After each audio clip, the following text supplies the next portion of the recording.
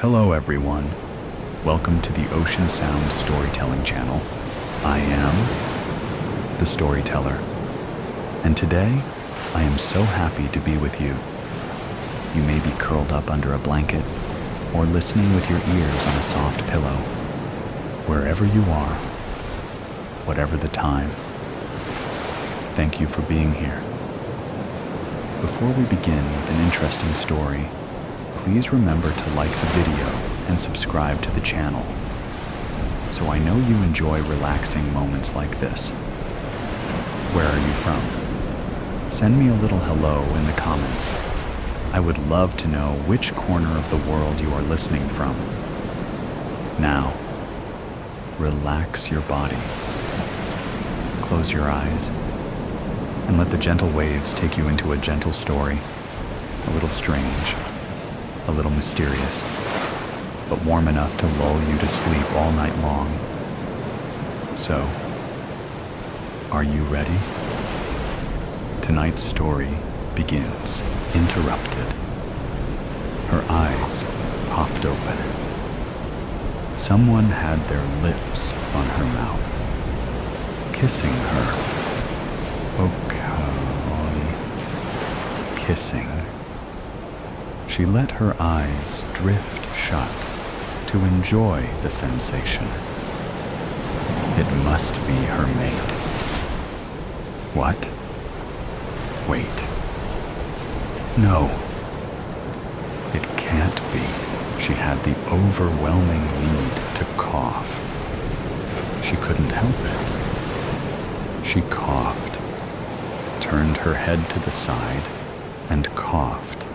And, ew, that had to be a turn-off. She spewed out even more. Poor fellow, trying his best to make passionate love to her, coming in again to close his mouth around hers, just got spit on instead. He turned her towards him and patted her back. There you go, Your Highness. Good job. Keep spitting it out. You're coming around now. You'll be fine. Good. Good. She kept coughing and sputtering. What? Why? Who are you? What are you trying to do to me?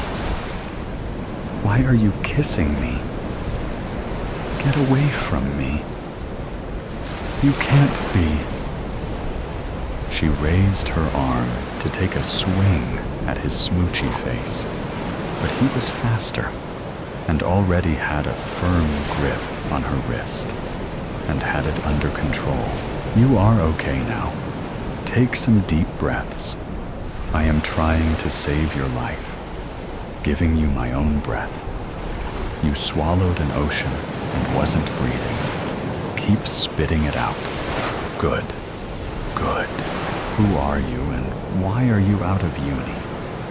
Why are you out of any... I thought you needed it more than myself at the moment. Seems you lost most all? She looked down at herself, seeing only a flimsy sheet covering her nearly naked body. That means he must have seen her. All of her. Maybe we can discuss this after I try to save his life. He pointed at a lifeless-looking body nearby. She tried to watch as he bent over the body and started making kissy sounds over and over again. She thought he must be trying to force air into the man's lungs, exactly as he must have been administrating to her lips. She brought trembling fingers to her lips, remembering the connection. Not unpleasant at all. Life-saving. That was different. She tried to move closer, but pain shot through her, and a whelp of agony escaped her involuntarily. She felt like something was tying her down. His eyes shot towards her. Don't try to move yet, until I can see how bad your injury is.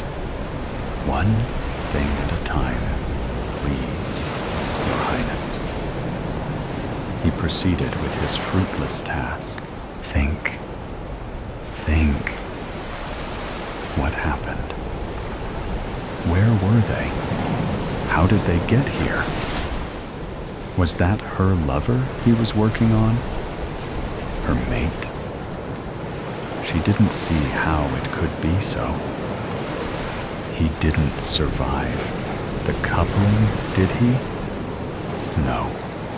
Not one ever had before. She strained to see whatever she could around where she lay on her back. Everything looked out of context. Something had gone terribly wrong for them to wind up here, wherever this could be. As leader, she was the one who should be leading. But how when she couldn't move? And why couldn't she move? What had happened? How many other survivors were there? Only 3? 2, if the hapless gent didn't start responding soon. Shouldn't he be responding by now? How safe were they laying here? Were there predators lurking nearby? Her breathing quickened. She must conserve her energy. Wait. Just wait for his help. She took some deep breaths, trying to get the pain to subside.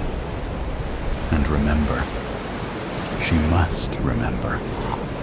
Why couldn't she remember? He sidled back to her side. I'm afraid my efforts are to no avail. He was too far gone. I can't bring him back. I am so sorry. Now, if I may, I must attend to your condition. She squeezed her eyes tightly shut. I don't know what to say. Who was he? Do you know? You mean you don't remember? Yes, of course. I knew him well. We were working together, really. What is your position? Why don't I recognize you? You took a mighty fall. You've suffered a blow to the head and other injuries. It is no wonder your memory is fuzzy. Relax and trust me to administer to you how I must, and perhaps it will all come back to you. Don't worry. We will get to know each other very well. He started soothing her head, then moved downward, down toward her swollen abdomen, and kept massaging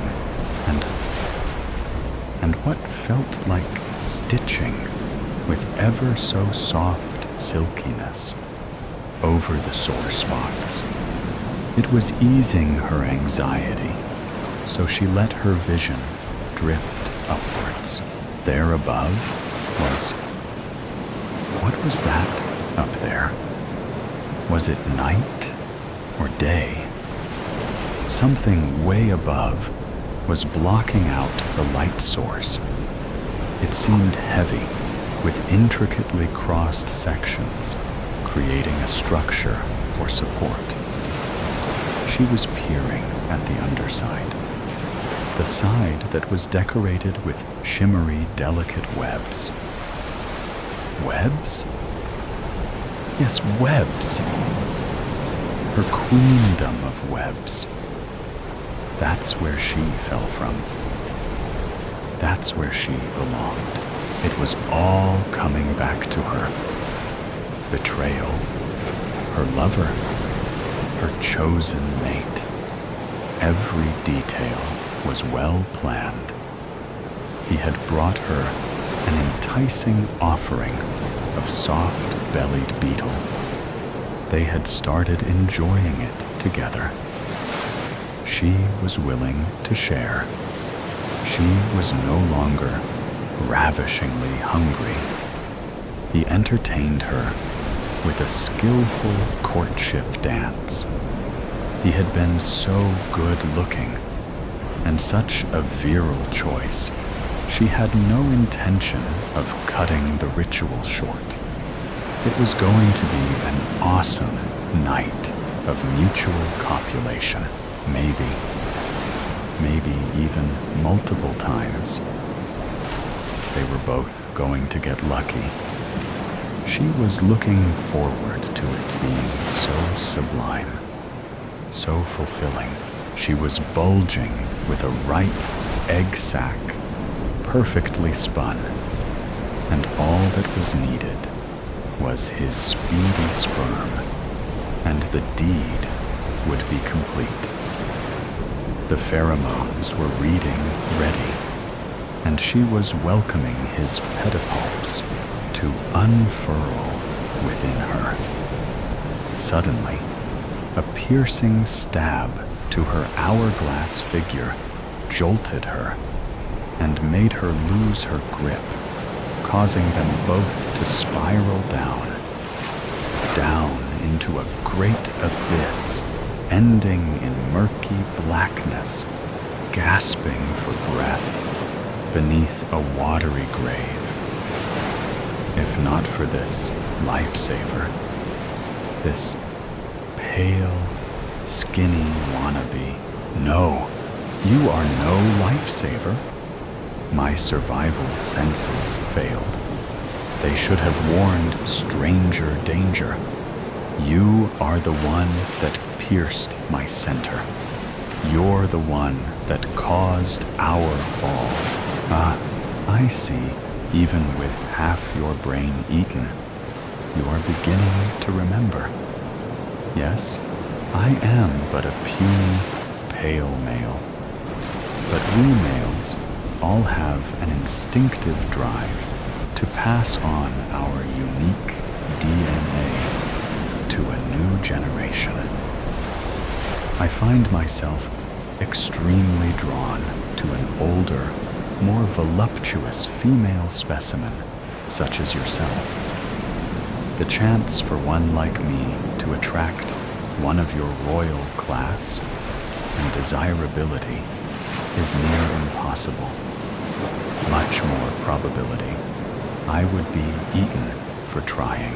I could have resorted to the suicide, sacrificial effort of simply throwing myself directly into your waiting maw while delivering my seed to your quivering underbelly epigynum. At least my legacy would live on. No. Instead, I chose to work with Mr. Big Strong Brown Body and let him take the risk of your rejection and act as a distraction for him. He was actually faring pretty well for a first-timer. He was ready to take the plunge before I rudely interrupted and beat him to the punch, so to speak. So, yes, my pretty, it is my heritage your precious sack will carry. I will guard it with my life now, after I hoist it back to the rafters above. I assure you, the coitus has been captivating. The bonds that bind your legs have obviously left you spellbound. Strictly a self-preservation tactic. I have plugged your riveting receptors so no other male can have the pleasure. But it wouldn't matter anyway. Your lover's guts gave me the fortitude to get you prepped. Now, I'll have to devour you, my sweet, to have the nourishment necessary to complete the hefty job before me. I admit mating with you has provided ecstasy beyond compare. I will cherish the memory, Once I'm finished wrapping our fertile sack in silk for transport, I'll dive into your attractive red hourglass figure to feast on that tasty, shiny black buffet of bulbous abdomen you brandish about so temptingly. Sure, I stalked you. I wanted you. You would have devoured me. I planned. I betrayed a friend.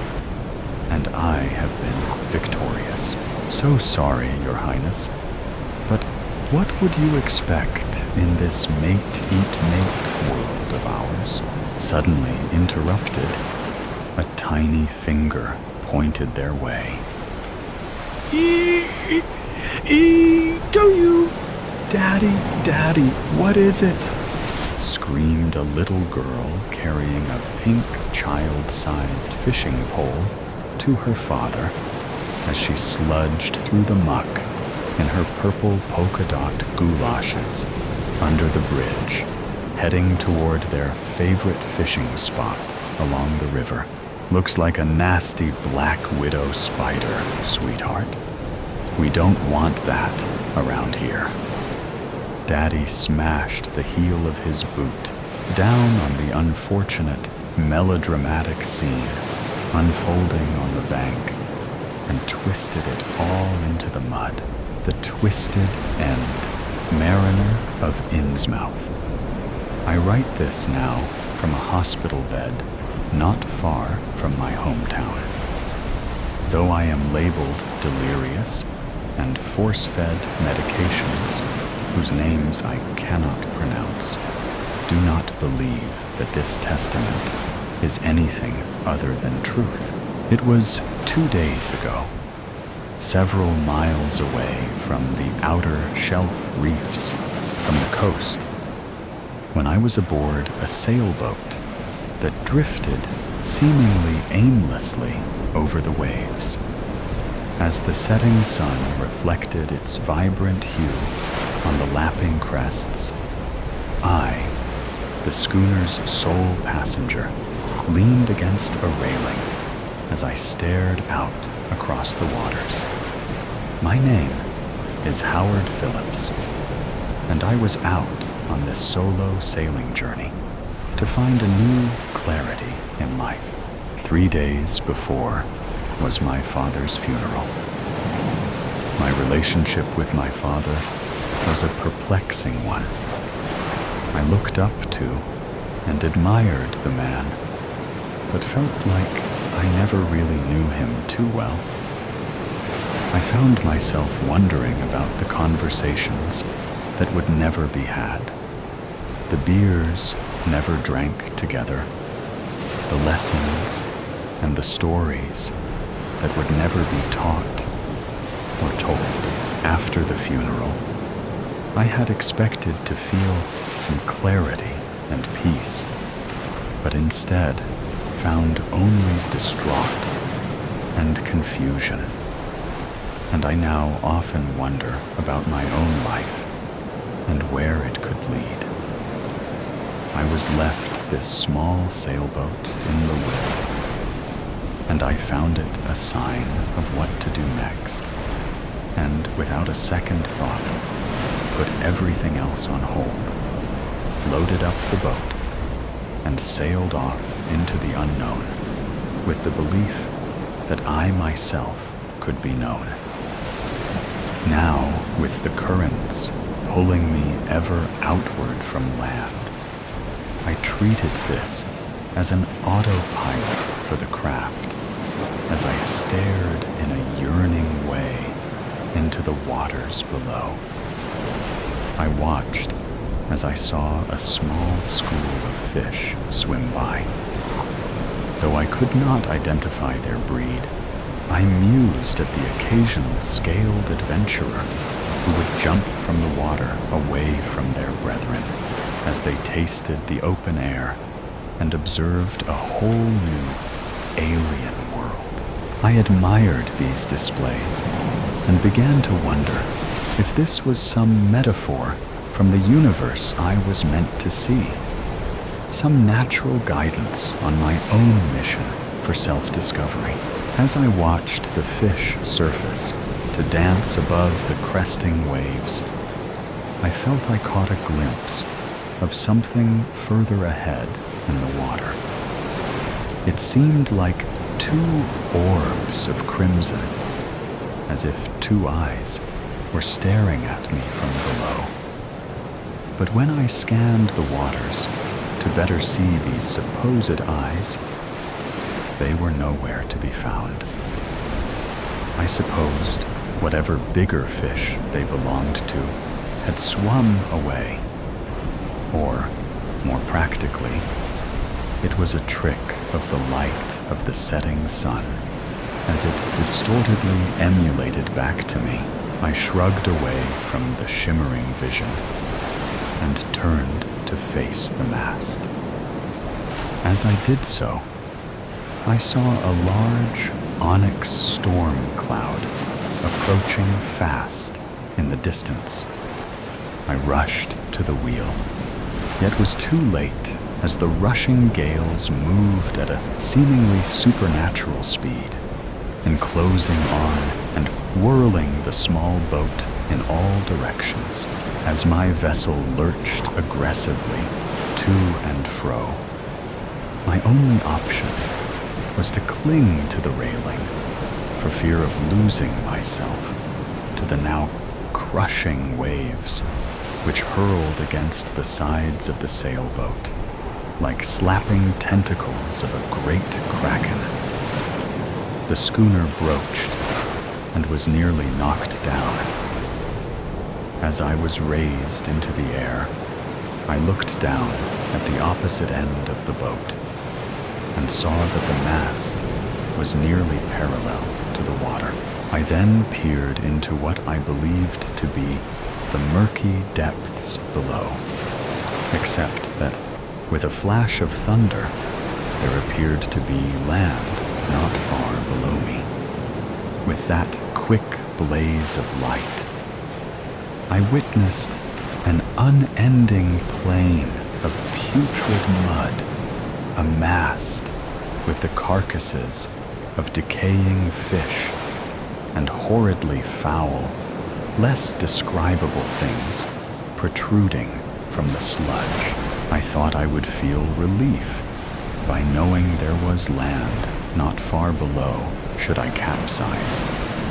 But instead, an even stronger fear gripped me, a primal fear that whispered in my heart of the unknown horrors hidden beneath the waves, as the unknown, lurking darkness between the spaces of rot and decay beckoned for I to join it in eternity.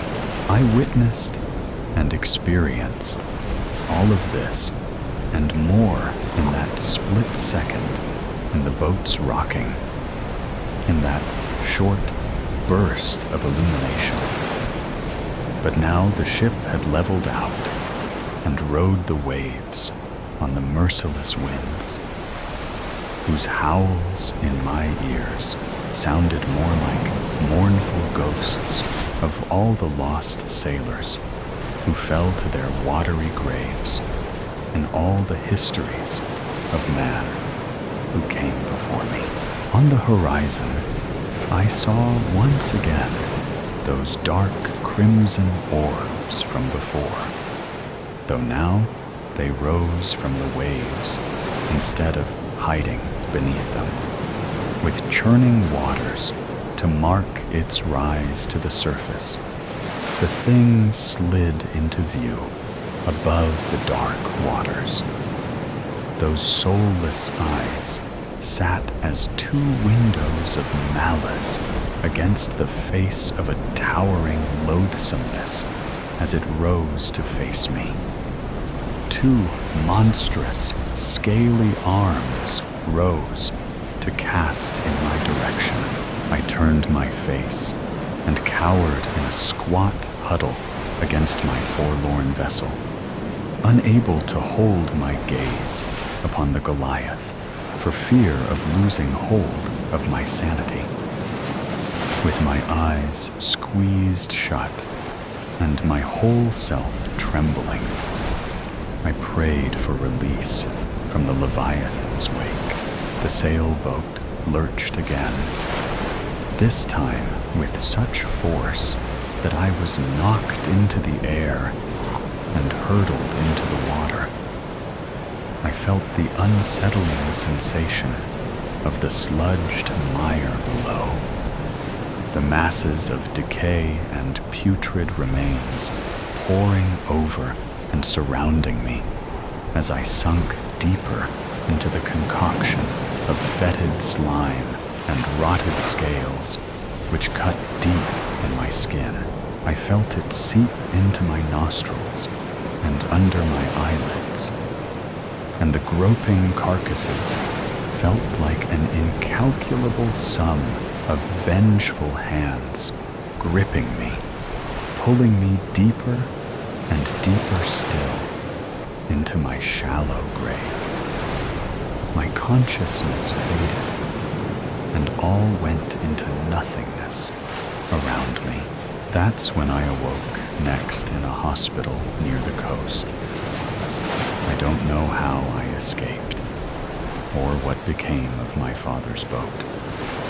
I only know I was found washed ashore, bruised and littered with abrasions.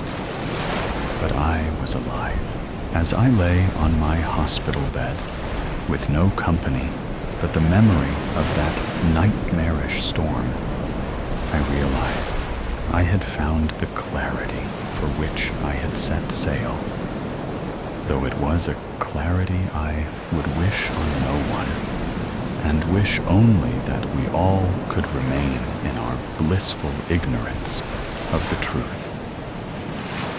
The truth that, as men, our place in this world is that of mere playthings on a board of cosmic proportions for being far beyond mortal comprehension, that the storm that man finds themselves trapped within is at the whims of those who rise from the deep. Not the brightest bulb, the light panned over the coast, gutting the night like a blade through a fish's belly. Emerson, League Sausor. From experience, he knew the storm would be raging well into the next day. But he'd be safe here.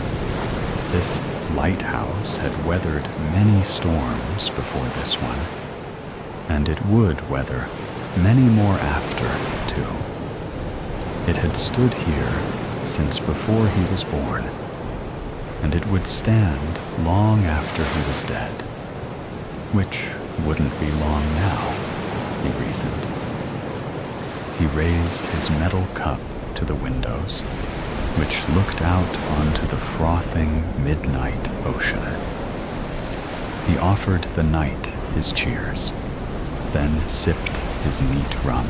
Lightning lit up the abyss, burning his retinas white for one faltering heartbeat. The wind whipped and whooped around the edges of the lighthouse. The rumble of thunder came 3 seconds later, reverberating through his bones. Emerson blinked. The ocean was a cruel mistress sometimes. He knew that more than anybody. He'd spent much of his life aboard fishing vessels, at sea for months. He felt more at home on the open sea than on dry land. That was why he'd taken on the task of lighthouse keeper after retirement. But it seemed that people had lost their respect for the water. Kids rode inflatable beds out on riptides and needed rescuing. Rich yuppies took their boats out in unsafe conditions and needed rescuing. Partying youngsters went for midnight swims whilst inebriated. They drew the attention of the sea beasts, which they then hunted for revenge. And thus, the creatures needed rescuing due to their dwindling numbers. Companies dumped their foul excretions into the blue, so the sea needed rescuing too. Emerson growled and scowled out. The thunder and lightning lashed from the heavens once again. The rain pelted sideways at the window, rattling against the glass. The gale screamed like a dying creature, wounded by a harpoon. Another sound chimed throughout the lighthouse, but this had nothing to do with thunder. He grunted. Somebody had rung the lighthouse's doorbell. Who on earth could that be? The lighthouse clung to a rocky piece of coast that jutted out into the ocean. It was far from any town or village, as Emerson liked it. The only company he usually had came in the form of passing boats and hungry seagulls. Emerson took another swig of rum and set his cup on the table. The wood bore the marks of 1,000,000 condensation rings from the rum mugs of history. He grumbled to himself and passed through the door to the spiral staircase. The doorbell rang again as he descended. With care, the final treacherous steps. He threw the door open to the howling wind. "Yar, I'm coming, I'm coming. Hold your seahorses." On the stoop, 2 kids huddled together, no older than 18. They clung to one another as the wind whipped at them, and the storm soaked them to their bones. "I'm sorry, sir," said the boy, raising his voice over the gale. "But our car broke down, and we're stranded. Can we please hold up with you until the storm has passed?" Emerson was not a people person, but he was also not a heartless monster either. He opened the door to the boy and the girl and guided them up the staircases. "Yar, come in, come in. You're wetter than water. I got some blankies upstairs. Come, let's get you and your lass dry. Me name's Emerson."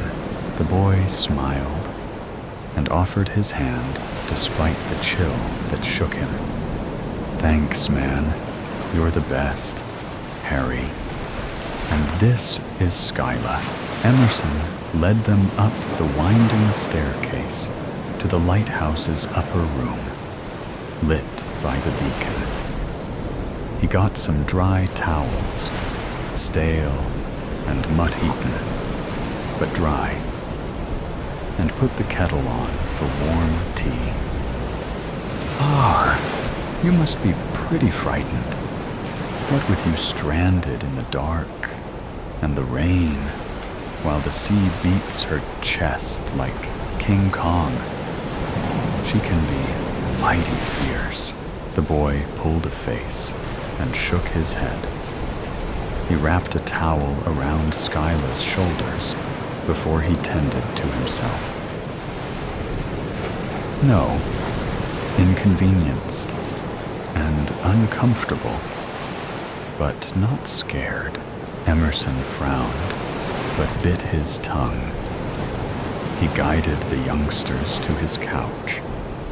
It wouldn't be the first time it got wet, and handed them mugs of steeping tea. He sighed and sat down opposite them on his old rickety chair. And what, if you don't mind me asking, were you two doing out here this late at night? The boy and the girl blushed. Harry started to say something, but then Skyla interrupted. She shoved her left hand into Emerson's face. A diamond glinted on her ring finger.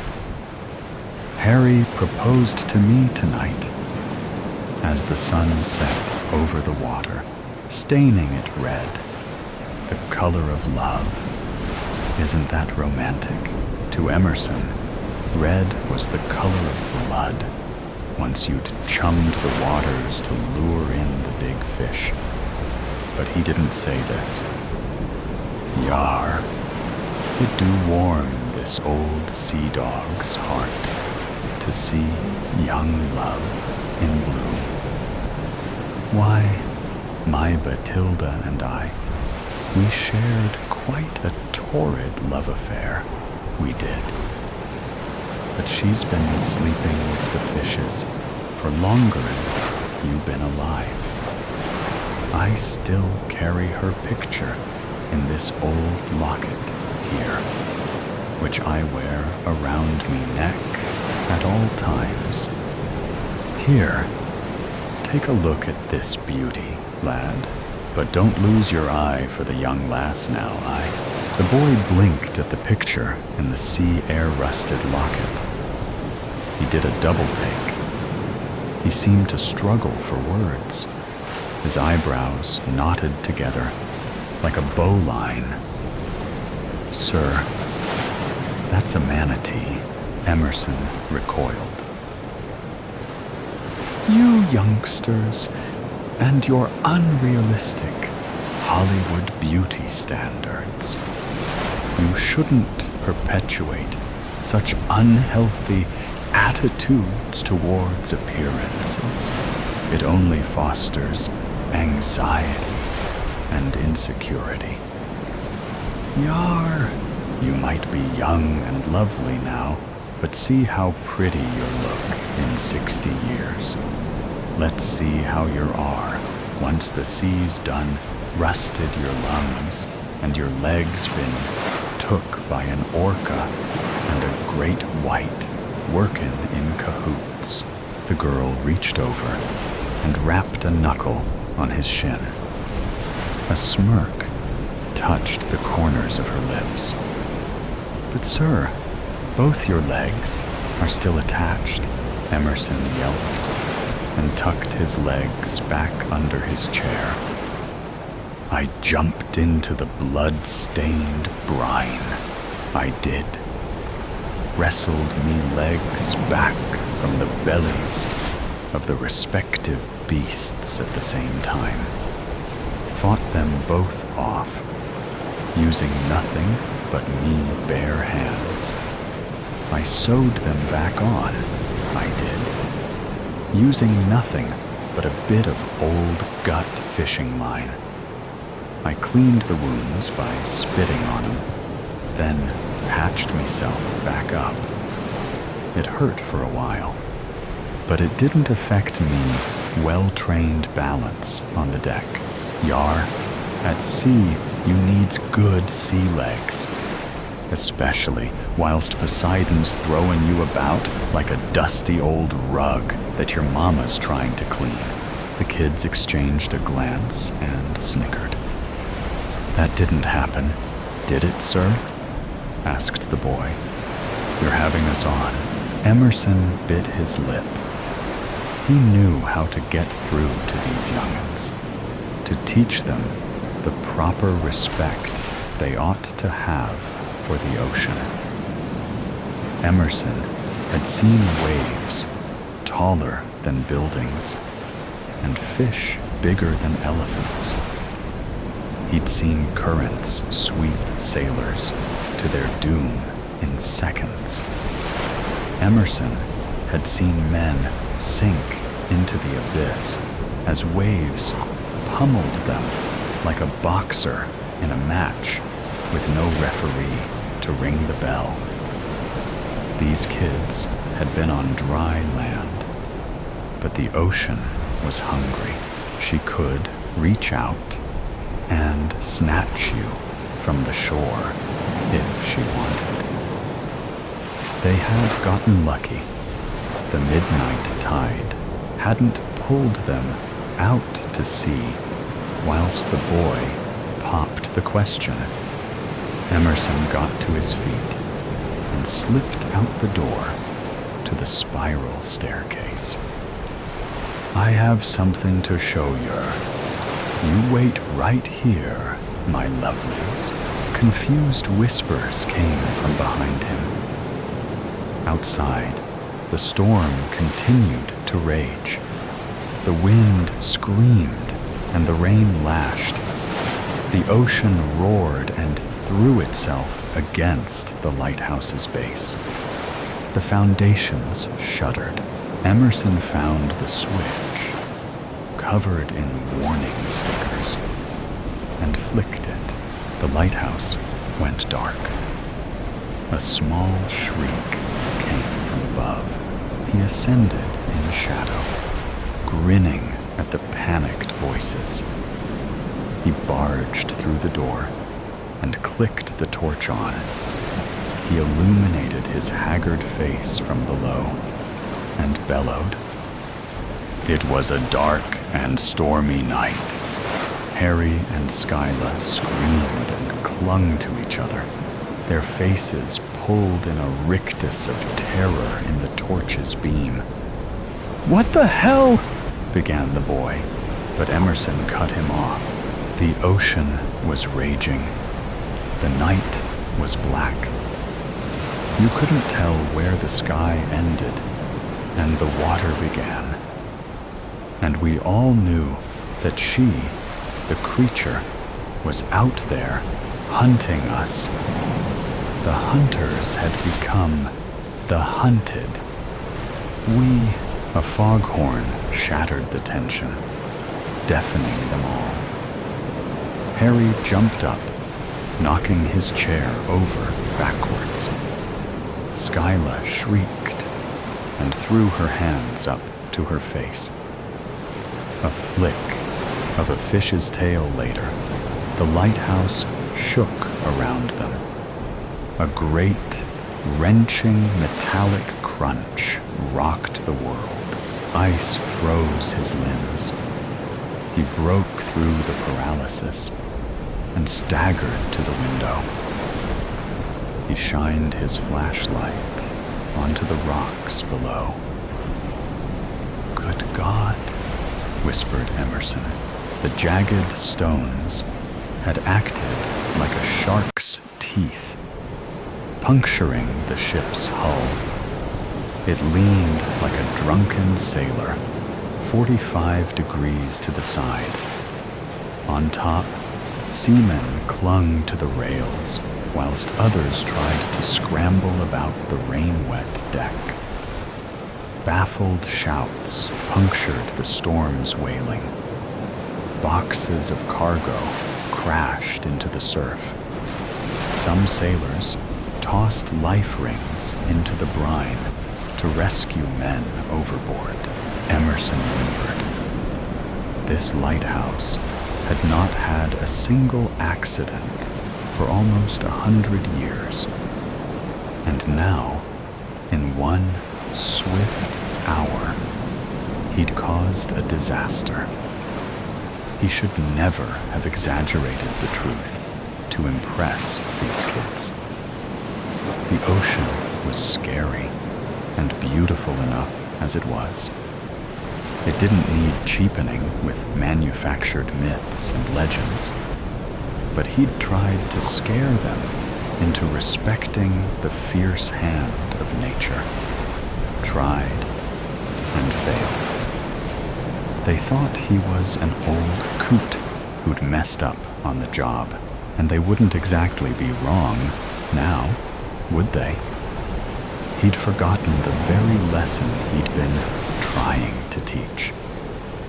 His shoulders slumped.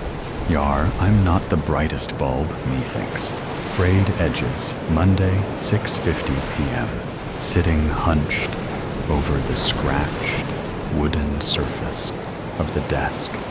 in the corner of his room. Hideo Nakamura froze mid-brush stroke and stiffened, the hairs on the back of his neck rising up in response to the sudden, inexplicable certainty that he was being watched. He was home alone, had been for days. The house was deathly quiet, and the night was still. He'd been buried so deep in silent concentration while he practiced his kanji that he could have heard a moth flap its wings or a spider scuttle across the floor. Nobody, not a living, breathing soul, could have come down the hall, slid open his door, or entered his room without him noticing. Not a living, breathing soul. And yet, now he spun on his stool, expecting to find one, his breath caught in his throat as he came around and rose, arm up in readiness of defense. Calligraphy brush brandished like a weapon. Nobody was there, but the sensation of being watched didn't leave him.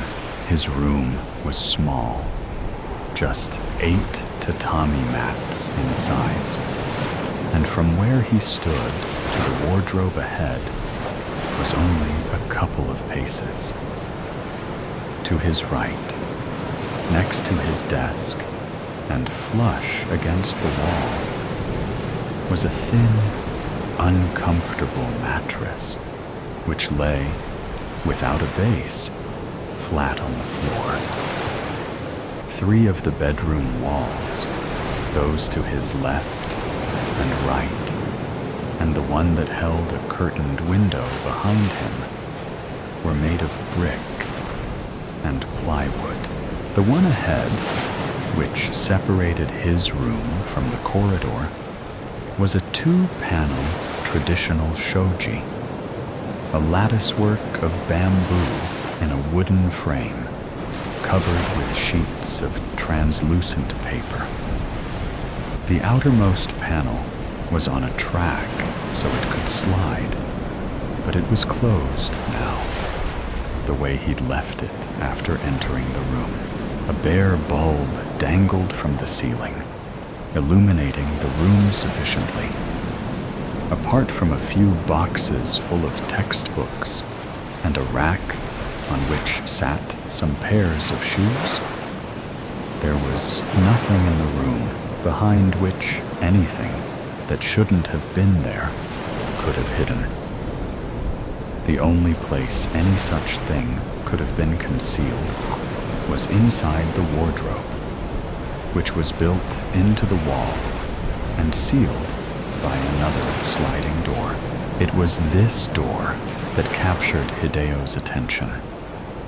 A second after he stood, or more specifically, it was the almond-shaped tear in the center-most paper panel, and the blackness beyond that his eyes came to rest on. The tear had been made a few days prior, when his feet got caught in the blankets as he hopped out of bed, causing him to stumble and plunge his thumb through the delicate paper. Ordinarily, this would have been a cause of concern for Hideo. But with his father away, there had been no need to panic. What his father didn't know couldn't turn him into that wrecking ball of rage Hideo had become all too familiar with since the passing of his mother. So it was a blessing he wasn't there to discover the damage.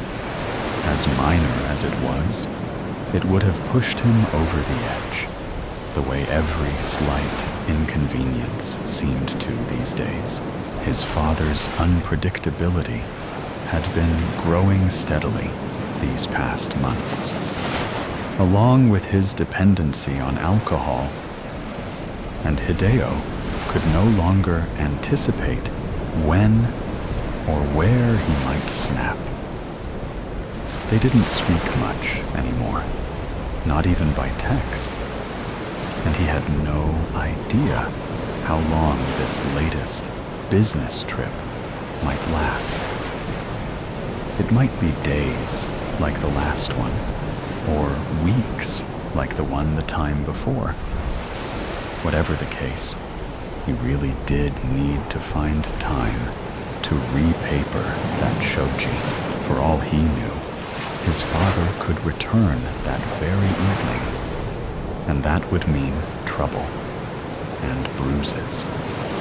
If only he could fit it in around studying for his exams, practicing for the upcoming calligraphy contest his school had put him forward for, and training for the baseball league finals. All would be good, or at least as good as it could be.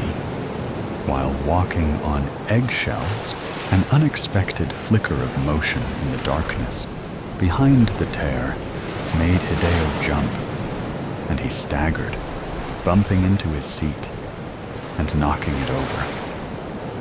He didn't know what he'd seen, but he didn't hesitate in dropping his brush and snatching up the wooden stool in panic. Turning back towards the wardrobe, he half expected to find the door sliding open, or something hideous wriggling out through the hole.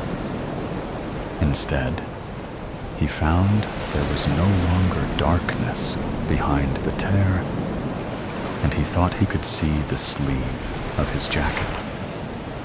He creased his brow and took a step closer, squinting to peer through the hole. Yes, that was it. His white and blue baseball jacket, hanging where it always hung, in silence. And with that realization, he no longer felt he was being watched. Just my imagination, he thought, lowering the stool to the floor and catching his breath. Studying too hard, too much time alone in this empty house. Whatever he'd felt, whatever he'd thought, it was just a con of the senses. His mind playing tricks, telling him it was time to take a break. Deciding to do just that, Hideo picked up his brush, put it back on the desk, then made his way out of the room, heading down the hall to a lonely kitchen. Tuesday, 5:45 a.m., an hour before his phone alarm blared, he came alert, woken not by hunger pangs, nightmares about his father, or fears of being late for an exam, but by the horrible, goosebump-raising sensation of once again being intensely watched. In the dark, he fumbled on the floor for his phone, snatched it up when he found it, and jabbed it out into the room. The screen lit up with the press of a button, and he scanned it around, searching for anything out of the ordinary. His surroundings were illuminated only slightly, but it was enough for him to see that all looked normal. His door was shut, his curtains drawn, the light bulb dangled darkly. His desk, his stool, his boxes of books, and his shoes. Everything exactly as it should be. His hand stopped moving when the glow from his phone found the tear in the closed wardrobe. Shoji. There was a darkness beyond that was darker than that of his room and seemed to throb. Panic seized his chest, and he jumped up, casting off his blankets and the textbooks he'd fallen asleep with, and stepping forward, free hand searching for a cord above his head, tugging it when he found it to ignite the bulb. "Is somebody there?" he asked, dropping his phone on the mattress and advancing in his shorts towards the wardrobe. "Don't be stupid," he thought. "Of course nobody's there. How could anyone be there? It's just the wardrobe."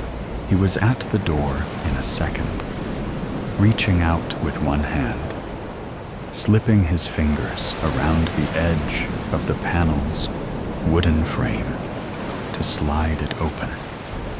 The light from the bulb rushed in, proving at once what he already knew, that there was nothing to discover within except dangling clothes, the smell of mothballs, and towers of folded blankets on the floor. The darkness, if it had been there to begin with, was gone now. The door had been opened, and Hideo stared in bewilderment. The wardrobe was void of evil, peeping entities, and he no longer sensed any presence. "What is wrong with me?" he wondered, wiping sweat from his brow as he slid the door shut. "Why am I so on edge?" Telling himself it had to be exam stress, performance anxiety, exhaustion, looming deadlines, fear of his father, grief over the loss of his mother, or some kind of mind-warping, paranoia-inducing combination of it all. He slid the door shut and returned to his mattress, switching off the light as he passed beneath it and crawling under the blankets to get more sleep. Wednesday, 7:58 p.m. The second he entered the room, sweaty in his mud-stained baseball uniform, aluminium bat resting lightly on one shoulder, he could sense the presence watching him again. Stopped in his tracks in mid-yawn, he spun to glare at the tear in the brittle square of paper. His ceiling light was on as he'd left it, and though earlier it had shone into the hole, allowing him a glimpse of the clothes within, all he could see there now was darkness. His face flushed as his eyes probed the black as pitch nothing, which seemed to be staring at him. His blood ran cold, his heart thumped loud, a lump stuck firmly in his throat. "Who's there?" he said, voice trembling, fully convinced now someone was hiding in the wardrobe. "Whoever you are, you better come out. I've a baseball bat, and I'll use it." Not a sound came back in response. Not a whisper. Not a giggle. Not a growl. If it was a ghost, or a demon, or something otherworldly, haunting him and spying from beyond, it didn't play its tricks to established rules. If it was human, or a thing of flesh and bone, it didn't care. A jot it had been rumbled. Maybe it was because he'd just come home from training, and his body was pumped full of adrenaline. Maybe it was because the baseball bat felt powerful in his hands. Maybe it was just that he was sick of being weak and quaking before others like a baby. Whatever it was, Hideo forced down the lump in his throat and strode to the door, slamming it back and stepping through, brandishing his weapon in both hands. As before, there was nothing out of the ordinary to be found, and nothing to be seen other than undisturbed clothes on metal hangers and neatly folded blankets on the floor. He jabbed his bat forward into his shirts, slid them aside, checked every inch of the back wall. There was nothing. There was no one. It was empty. "This doesn't make sense," Hideo said, lowering his bat. He was inside the wardrobe fully, in the space between threshold and clothes. He decided he should examine the torn paper panel from this side, in case there was something he was missing. So he took hold of the sliding door and pulled it shut. Almost at once, a chill seemed to descend, and he felt like he'd entered a vacuum. It could only have been his imagination again, brought on by the uneasiness of the moment. So he forced the notion from his mind and told himself it wasn't as cold as he thought. "Is it you?" he asked, craning his neck to examine the frayed edges of the tear. "Are you mad because I ripped you? Are you trying to drive me insane?" There was no logical thought behind his words. A shoji panel couldn't feel anger, nor did it have the ability to haunt or stare, regardless of how old it might have been. And old it was, which was clear from its brittleness and discoloration. Who knew how many people had slept in this room and used this wardrobe? Who knew what this door might have seen had it only had eyes? Logic didn't seem to factor into the current situation, so Hideo thought nothing of it when it occurred to him the tear did look like an eye, and he suddenly had the urge to peer out through it. Slowly, carefully, he moved his face closer and positioned himself right behind the hole. Squeezing one eye shut, he squinted to see out through it, only to be punched in the gut by the shock of seeing someone on his stool, hunched over his desk, apparently writing. Terrified, Hideo spat the air from his lungs and fell back, dropping to crouch amongst the blankets. What the hell? His mind raced, trying to process what he'd seen. What the hell was that? Starting to question his sanity, and clutching his bat in both hands, he straightened back up and returned his eye to the hole. He had to have been mistaken. He couldn't have seen what he thought. It was impossible as the fact it was now somehow dark inside the room. Someone had switched off the light. The person who'd been sitting on his stool? He couldn't see much, but he could tell right away that person was gone. He could make out shapes in the darkness, like the stool and the desk and the mattress lying flat against the wall. There was something else, too. A large mound on the bed. And just as he realized what that was, a light glistened into life. A rectangular light he knew came from a phone. He was frozen, captivated by what he saw, unable to look away. He watched the rectangle of light rise and Bob crowned the room like a ghostly lantern.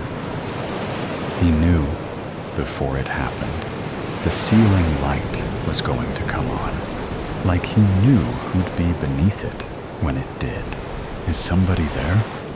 he saw himself ask, before jerking his head away and shuffling back, burying himself deep in shirts and jackets. "No, no, no, no!"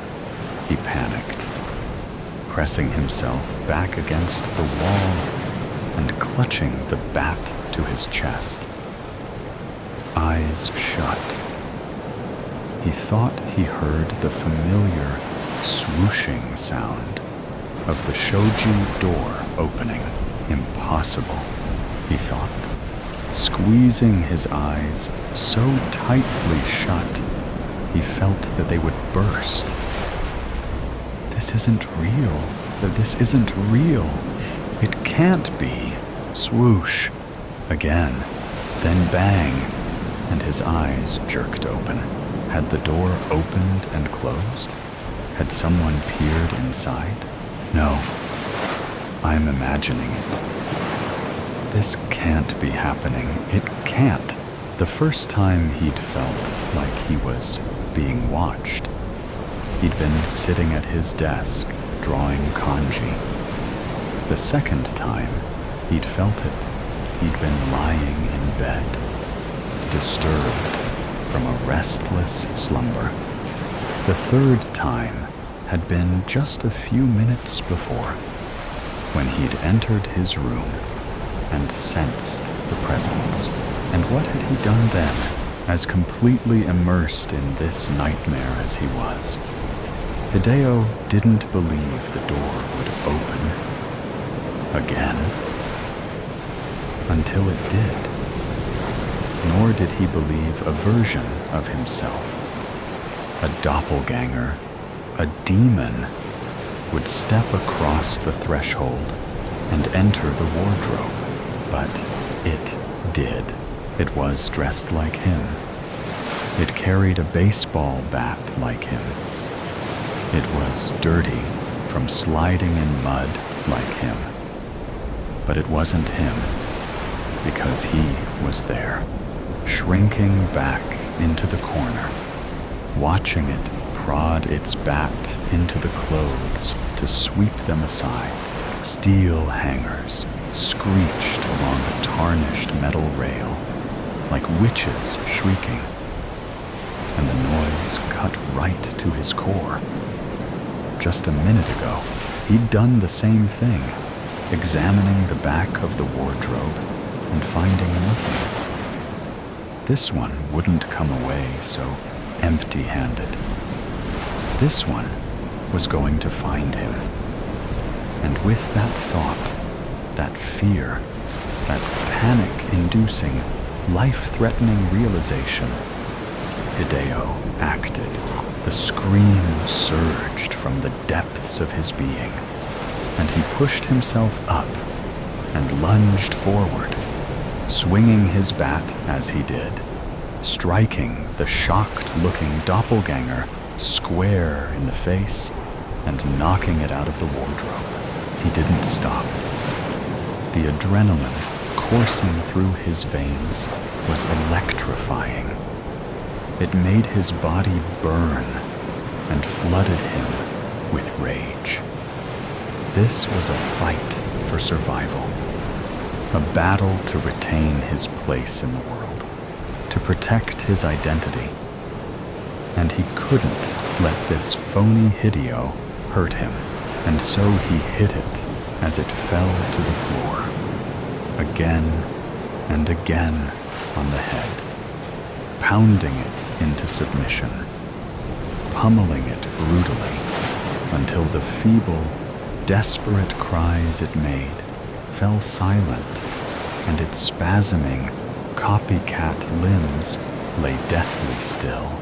He stood over it then, panting, wheezing, sweat dripping off his brow, blood dripping off his bat.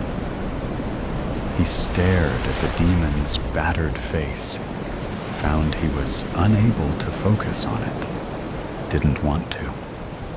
Instead, he examined the blood splatter that decorated the tatami mats around it.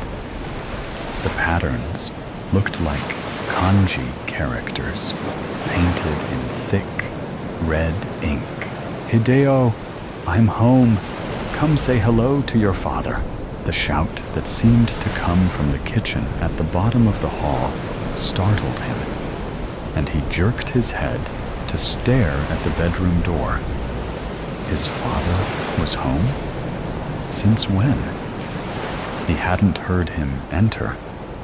Had he been there all along? If so, what had he heard? And what would he say about the torn paper shoji, let alone the monster on the floor, wincing, afraid to see the mess he'd made, and the demon's caved-in face? He looked back down. There was nothing there. No doppelganger, no splatter, no kanji characters sketched in crimson blood. "Hideo, get your ass out here, boy!" Confused, panicked, Hideo caught a glimpse of his reflection in the shiny, polished surface of his bat, and shuddered when he didn't recognize it. It was his face. Of that, there was no doubt. But something was different. Something had changed. Something seemed missing from his eyes. That's when he noticed the bat wasn't covered in blood, but he knew that it could be. "I'm hungry, Hideo. Come and cook something. Don't make me go in and get you. There's no food in the house," he muttered, too quiet to be heard by anyone other than himself. "There's nothing in this house at all. Hideo!" He knew what it was now. Hideo! He knew what was missing from his eyes. Hideo! It was fear, and worry, and sorrow, grief, and loneliness, and hate. All of it gone, as if it had drained out of him, leaving just the one thing he had left: anger. "Coming!" he shouted back. Then he went out of his room to greet his father. I became insane, with long intervals of horrible sanity. Edgar Allan Poe. Just deserts. It is impossible to resist a hitchhiker on a road to nowhere. And that was exactly what my cousin Shane's wedding to Raven the following morning was going to be. It was strange that we all gathered to wish them well, when none of us would be there in 2 years, when the ineluctable breach of the sacrament was ratified by the divorce judge, after Shane's degenerate, pathological gambling resulted in the foreclosure of Raven's overpriced bungalow-style home in Boulder City, which she would naively agree to mortgage to the hilt to bail him out, setting up the bad beat betrayal she'd been waiting for from the day they met. That is the thing about El Sombreron. He ties his 4 mules to his inamorato's post, while he woos from the threshold with sweet songs strummed on a silver guitar, plucking notes of promise, woven in plaited spirals like Guatemalan braids. But once the affair begins, he leaves the stomach empty. Madre de Dios. At length, his black dogs howl their dismal mourning at the snow moon, which searches in vain, like a celestial spotlight, for what is left of the shriveled Chiquispeo. Still, It is said that the old man never forgets the ones he has loved. I must apologize. My mind is prone to wandering. It is part of my condition. I wonder how often Pablo Tak felt the same way, baptizing savages in the frontier who were more than likely bent for a hell of their own making. How many does El Sombreron visit to pay them their wages? Sabrina, the Jamaican flight attendant, with the perfectly symmetrical face and the caramel complexion, scolded Carl, who sat right next to me, saying, "Stay seated while the seat belt sign is illuminated. Don't make me tell you again." The seat belt light had been illuminated since the plane touched off, and tropical storm Tomas caught us in its clutches, sending us in an interminable loop between Tortilla Flats and Scottsdale. Carl muttered something under his whiskey-smelling breath. Sitting down, Carl released a low, rumbling cough that rattled in his chest like a cracked carburetor. We were off to a famous start. I didn't know how long I'd had a demon, but El Sombreron was in the back row with his broad-brimmed, high-crowned black hat angled down while he napped. I was safe for now. I could hear him whispering, "Stefan, you can't hide in your books forever. Sooner or later, you will have to face me. Face your undoing. You will have to face what you have done." While I wondered when El Sombreron would make his move, I stroked my necklace with the coat of arms pendant, striped blue and red, with an eagle at the crest. I kept reading from Alta, California, a book of essays about Spanish and Mexican settlers in the Spanish borderlands. I was reading about the life of Pablo Tak, a Luiseno Indian, who despite dying at age 19, was a prolific writer and missionary, whose extensive writings were the only surviving accounts of the Luiseno language and culture, and one of the most studied reports of missionary life on the frontier. I had a second book in my bag, Memories of Life at a Mission, a biographical account written by Pablo Tak himself. Carl had to get up so he could get something out of his bag in the overheads. When he sat back down, he had a stack of medical reports in hand.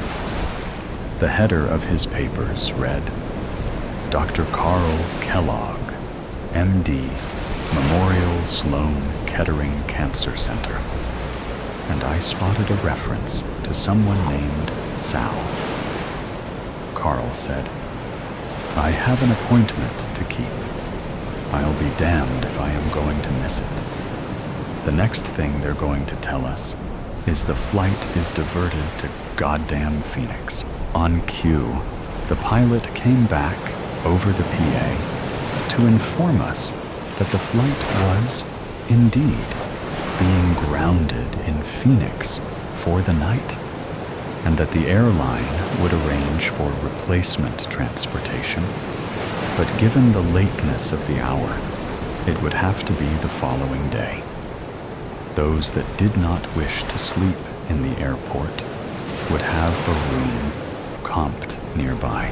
I was relieved when they first told me about the glioblastoma. I'd gone directly to St. Peter's Episcopal Church and entered the confessional.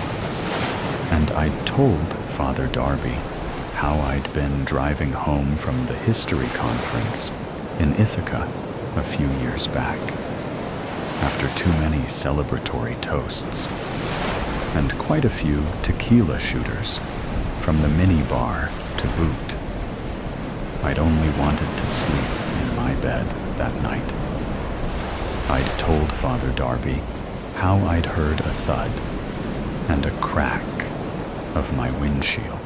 The blue-jeaned body of a teenage girl hung in the rear view, perfectly cradled in the refracted lamplight. How I'd kept on driving. How many Hail Marys to fix that one? Sabrina offered me a beverage, which I sternly declined, and I asked her softly, "Do you see a man about 6 rows back with a black-brimmed hat?" She turned dutifully, and then looked down at me with wide eyes. No, I do not, sir," she said. "Is everything okay?" I nodded. I was safe for now. As we began our descent into Phoenix, Carl became apoplectic. He stowed his hands in a rigid, set position on his knees and trained his eyes forward at Sabrina like she was his jailer. And he stood wrongly accused. "I have an important appointment in the morning in San Diego. I can't be late. I just can't." Carl said all of this more to himself than anything. Sabrina paid no attention. I put my hand on Carl's shoulder and said, "We will figure this out together. We are going to the same place. So, you are proposing we drive around the storm through the night to San Diego? Are you nuts? You want to make that appointment or not?" I asked. And so, we tossed our luggage in the back of a silver Toyota Tacoma 4-door and hit the road. "I saw your paperwork. So, you are a doctor? A surgeon?" Carl said. "What about you?" "I am a history teacher, college level, up at Cornell. My research relates to sojourners and missionaries, all manner of settlers and vagabonds, anyone uprooted from their home and stranded in a foreign land. Aren't they fascinating, I suppose? That book you were reading, it was about one of those? Pablo Tack." "Who?" "A young missionary boy who grew up in the Mission San Luis Rey. And what makes him so special?" "Pablo Tack? Well, for one, he had a motto, siempre adelante y nunca para atrás. It was more than a saying. It became his epitaph. He died young.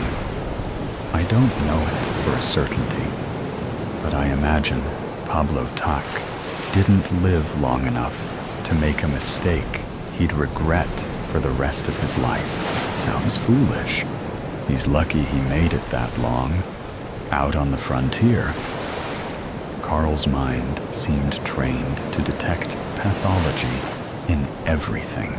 "You know, Pablo made it to Rome to study for the priesthood, then returned to the frontier. He left behind quite a body of work, made a record of nearly his whole life, day by day. Imagine covering that much ground by age 19. And how did he die, if I might ask? Smallpox. There you go. The boy devotes himself to God, and boom, clapping his hands for effect. He's snuffed out like a match in between God's bloodthirsty fingers. I think it was a gift that God allowed him to finish his mission early. Besides, if Pablo Tack could get that far by 19. Then there's hope for a couple of middle-aged codgers like us, don't you think? I said things like this. Hope. As if I still dared to wish for an unearned pardon. I wondered if all sojourners are really on the run, each sure, in their own way, that redemption could only be granted, if at all, a long way off from the place where the crime happened. I guess fugitives are always prisoners of the truth. All I see is a promising man stomped under heel by a dictator. So there's no point to suffering. I'm an oncologist. You cure the sick. Cure? Oh no. I specialize in pancreatic cancer. The 5-year survival rate is 12%. My nickname among my colleagues is the Grim Reaper. So, no, I wouldn't exactly say that I cure the sick. More like I chaperone them to death's doorstep. I'm a butcher with dull blades, just an order taker at a meat counter. My patients' diagnoses are like those number dispenser tags in a supermarket. You know those red machines with the Garvey pull-off tags? I call their numbers and deliver the meat to the morgue. Remind me to never call you for a consult, I said. And we both laughed. What is that pendant you were playing with on the plane? Oh, this. It is the DeSantis family crest. A gift from my father. I was raised out by the Mission San Luis Rey by my foster family. I consider myself a DeSantis, but my birth name is Stefan Daskalov. That is a foreign-sounding name, if I ever heard one. Where are you from, originally? I was born in Bulgaria, in the year of the Jubilee. And what was that like, growing up in Eastern Europe? I wouldn't know. My mother and I left when I was 8. Was there something going on there you had to get away from? You could say that. We were Turks, which is not such a good thing if you were living in Bulgaria. There was a national campaign to rename all Turks and erase our ethnicity. My father was an enthusiast for the resistance, and the communist jackboots came and pulled him from our home and took him to a labor camp on the island of Belen on the Danube. He died there that same year, but we never even learned how. And what happened to your mother? After that, my mother and I emigrated to Turkey to escape persecution. She put me on a boat headed to California, promising she'd follow after.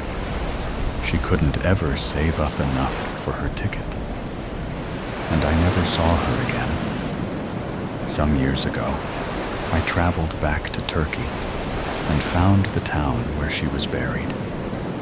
It is strange. It seems like another world, one that I barely knew. That reminded me that I had another thing to say Hail Marys for. Jesus, that is one hell of a way to start out in life. You know, there was nothing written on her tombstone. Out behind the old house, a real road to nowhere. Traveling west along I-8, we drank tall coffees and looked out on the vast desert, like two teens taking a road trip, rather than two terminally ill hypocrites.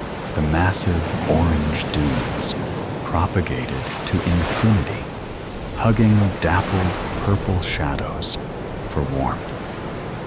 Their peaks glistening in the penetrating spears of mulish moonlight smuggled past the veil. Great towering thunderheads bellowed and filled the sky like totipotent corpuscles injected with black-gray swirls of ink and mercury. Stefan took a wrong turn before Yuma. We finally stopped at a rickety bridge, the McFall Bridge. The bridge cut a path over the Gila River toward the coastal mountains. The GPS glitched and told us to cross, but the sign read, "Bridge closed." Graffiti on the guardrails read, "Bridge to nowhere. We'll have to backtrack and find another way through," I said. "I guess we've come to the end of the road," Carl said, belting out an uncharacteristic laugh, then resuming his rumbling coughs, the gasps and chokes of a stalling engine. "For your sake? I hope not." "Look up there," I said, pointing at two figures walking across the McFall Bridge toward us, carrying canvas sacks. They emerged from the hazy expanse, blown in with the petrichor, which flavored the charged and static air. The purple thunderheads pulsed with bursts of voltage, branching like the paradoxical mimics of reaching tree limbs and searing flares. The bushes and cactuses accented the barren landscape with the resilient wit of life persisting on vapors, ruffled in a fanning and pitiless wind, trending to death. There was a sudden knock. They were two young boys. I rolled down my window. "I'm Bobo, and this is my friend Amix. We are headed to California. It's been a long journey, and the storm is coming in fast." "Oh, shame," said Carl. "Do you think we could tag along until you get to Yuma? We can help you navigate in the desert. We know the way." I looked over at Carl, who nodded his approval. "Jump in," I said. "The safest way is to backtrack to I-8 and take that all the way down. We are in a hurry." "Is there a faster route?" Carl asked. "Well, you could take the Camino del Diablo, but I wouldn't recommend it." "What is that in English?" "The Devil's Highway." Bobo nodded. Carl let out another hearty laugh. He turned to me and said, "How could we refuse?" And that was when I knew that Carl wasn't long for this world, and guessed that his appointment was not for a special case, but for palliative care. Over my shoulder, I saw that El Sombreron was sitting between the boys. His head hung expectantly over his silver guitar. Death was alive in the cadaverous pallor of Carl's complexion.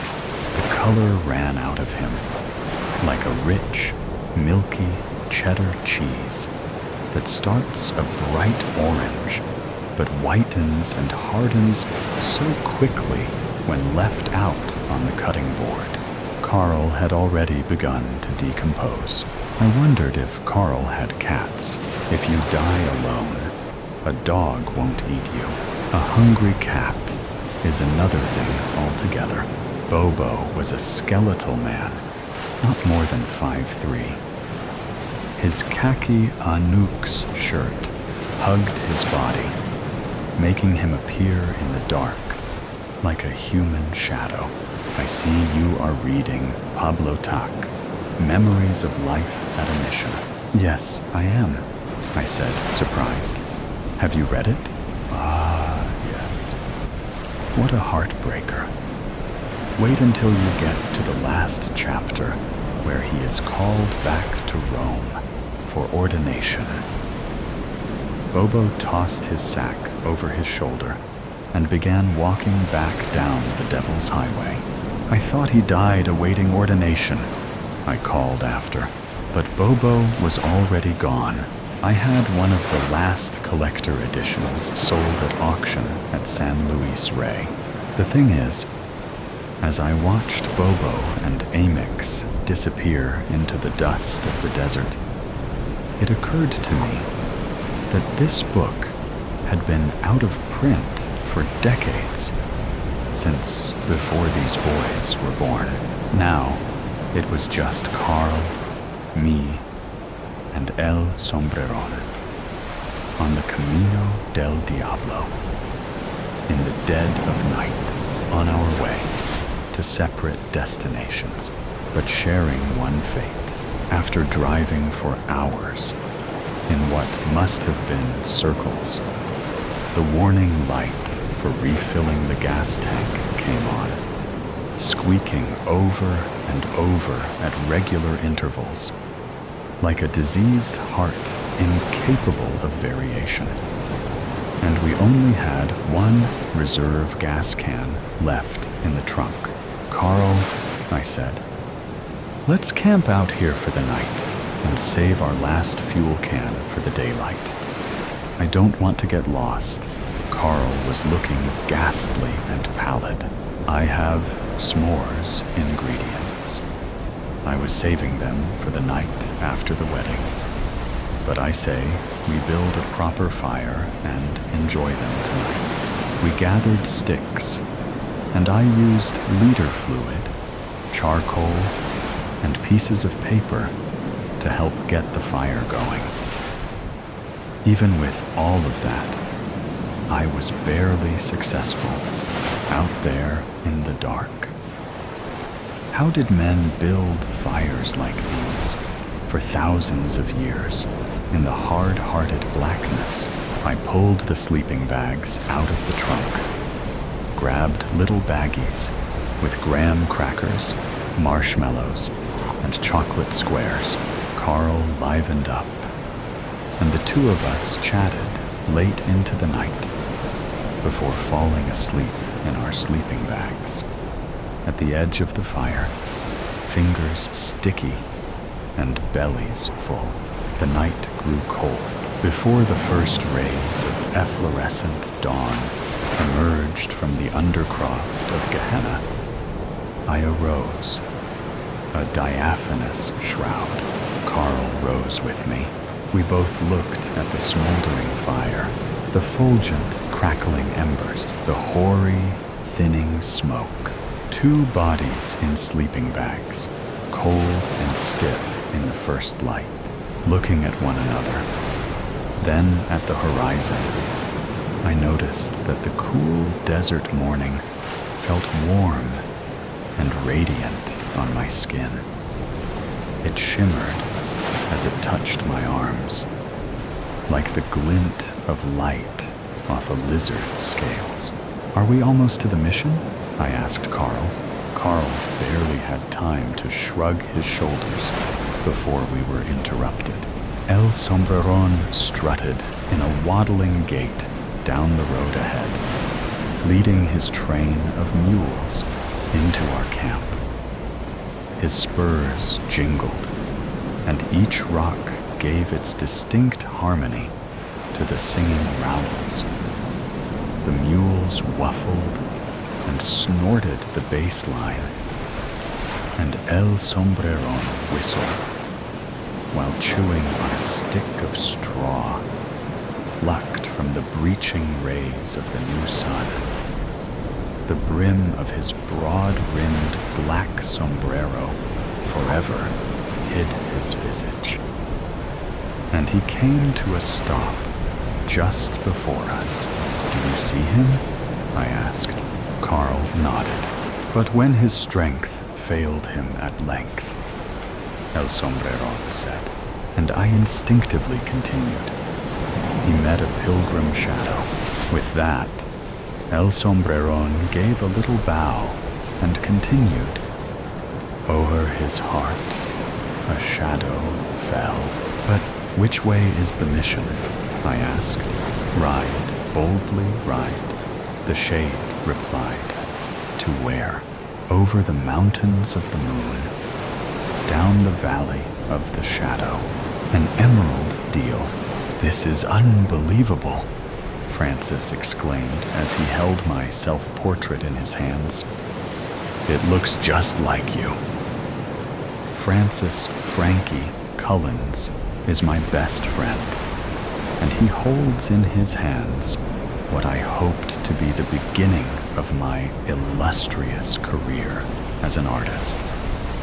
I smile at him, a humble, gentle smile, as I contain the bubbling anxiety within the pit of my stomach. Do you really think so? I asked, in what I hoped to be a tone that indicated only mild curiosity, and not that of a child seeking validation. Frankie looked from the painting and up to me with blazed excitement in his eyes. This is no joke, Mort. What I have in my hands here is pure, uncut talent. He lightly shook the painting in his hands as he said so, but abruptly stopped when he realized he was doing so, as if worrying he could ruin it. As a matter of fact, Frankie continued, I'd like to post this on your page and talk about the process of how you painted this, if you're all right with that. Honestly, I was taken aback by this offer. What, like, you want to be my manager or something? I sarcastically asked him this as I chuckled, but Frankie's face remained sincere. His response to me felt so genuine, so lacking in the raillery I expected, that it took me some time to register it. Why not? I've always believed in your work, Mort, even when no one else did. But with this, he trailed off as he looked back down at my painting. Finally, he continued, this was seriously all freehand? I nodded. Yes, it really was. But, Frankie, would you really want to be my manager? I don't even know what that job would involve. He waved his hand dismissively at me and smirked. Exactly why you need one. Let me handle all the details. But this, you just need to worry about making more of this. His smirk had grown into a wide grin as his eyes welled with moisturized droplets. I was stupefied at my friend's eagerness to want to work for me after seeing this latest piece of my work. I knew, of course, that this painting, and all others that followed, would be different. But to have this sort of hypnotic effect was entirely unexpected. Yeah, okay, I hesitantly agreed. Go ahead and post it, then. Frankie's eyes widened in a somewhat disturbing display of ecstasy. Perfect. I'll get on that right now, and you do what you gotta do for your process, and you get another painting out. ASAP. I promise you, Mort, this is going to be huge. Before I could even open my mouth to respond, Frankie had already darted out of my studio, which was just my room in our shared apartment, and into his room across the hall as I heard his door slam behind him in an eager swing. I stood silently amidst the canvases on easels, which all displayed different degrees of blankness to what had the appearance of being worked on for several minutes of brush strokes, then forgotten. They stood around the room in a way that formed a labyrinth to the bed, one which only I knew the right way through. I looked at all of these unfinished and unbegun paintings and vowed they would not stay this way for long. Things were different now. I got most of the way through a new painting I was working on. I believe I will title Green Singers, when I noticed I was at it for almost 10 hours straight. No food, water, or bathroom breaks. I got myself into bed. I lay there for an unknowable amount of time as sleep eluded me, and I found myself thinking back to a conversation I'd had with an alluring stranger. It was last week, on a Thursday, when I was at my favorite art exhibition in town, which thankfully had a small coffee shop near the entrance. As I sipped at my caramel macchiato, I was scrolling through the reactions, or lack thereof, one of my paintings received. It had been posted for approximately 72 hours and had garnered 7 likes. While most of the comments were uninspired at best and rude at worst. One of them even said something along the lines of, "This is motel art at best. You look too scared to put any real expression into your work. Don't quit your day job for this. Hope this helps." What the hell was that even supposed to mean? I dropped my phone on the table in such a frustrated way that my coffee trembled and nearly spilled. Not that I cared. I threw my hands over my face and exhaled in an admittedly overdramatic, defeated way. There I buried my face as I gathered myself when I heard someone sit down in the chair across from me. I looked up, expecting to see Frankie. Instead, it was a man who I had never seen before. I recall little from his physical appearance, but I remember he was wearing an expensive-looking suit, and his eyes, those piercing emerald green eyes, with an intense and age sheen, the likes of which I had never seen before. "Can I help you?"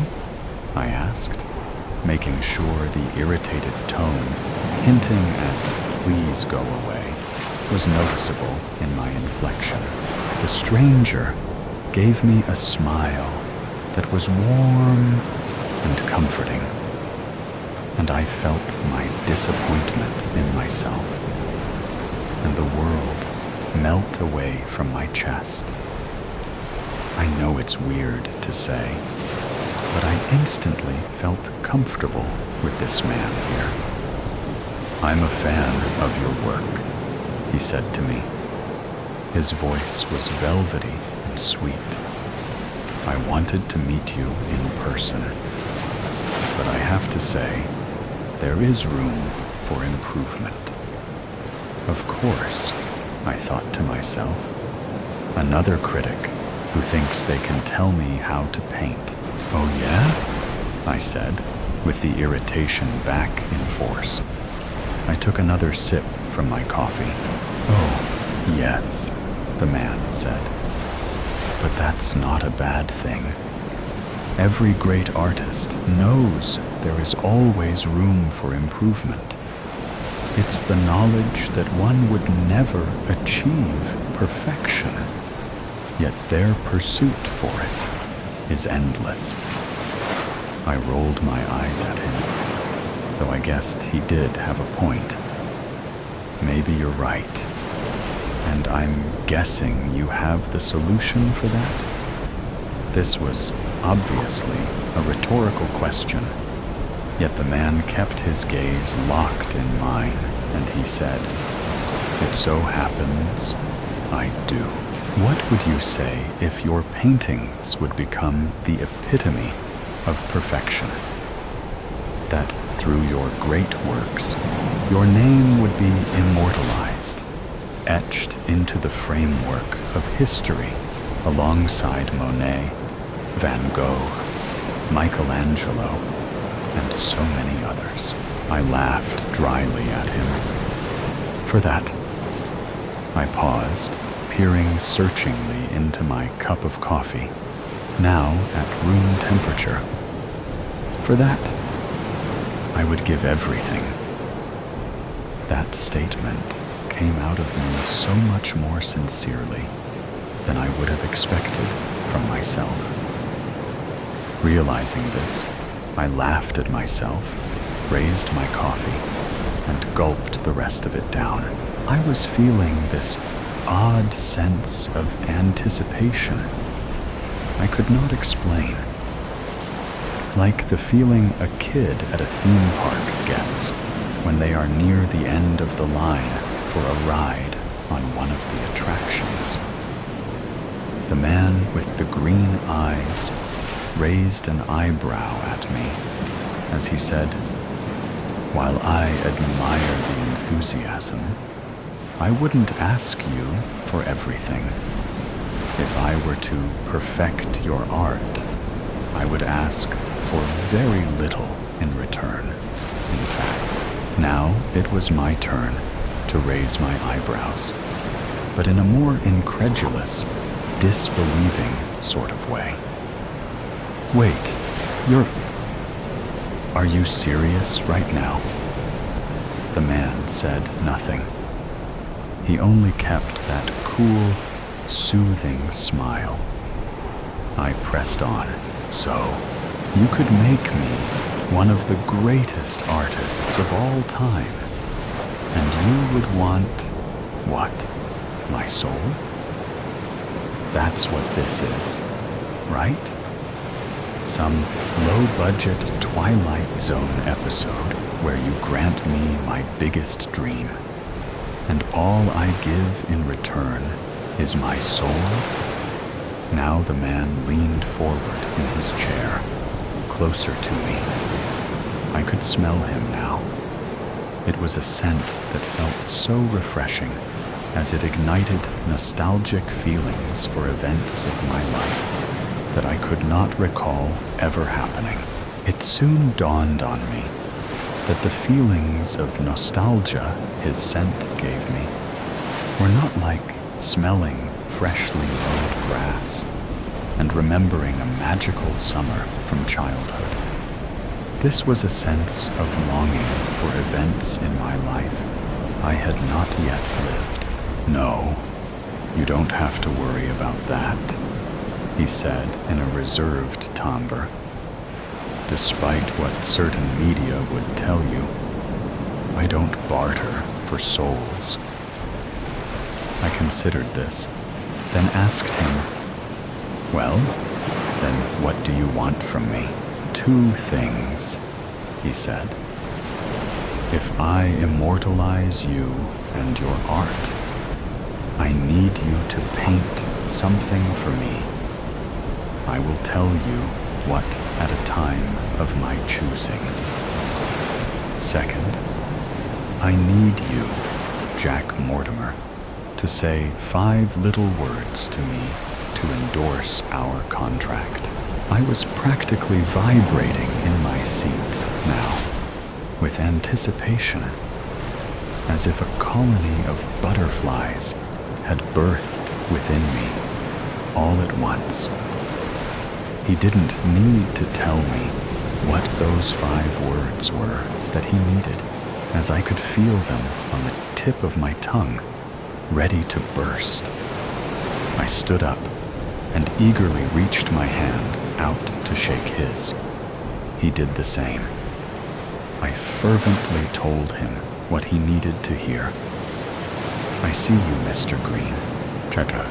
3 months had passed since I painted that self-portrait, which I allowed Frankie to keep.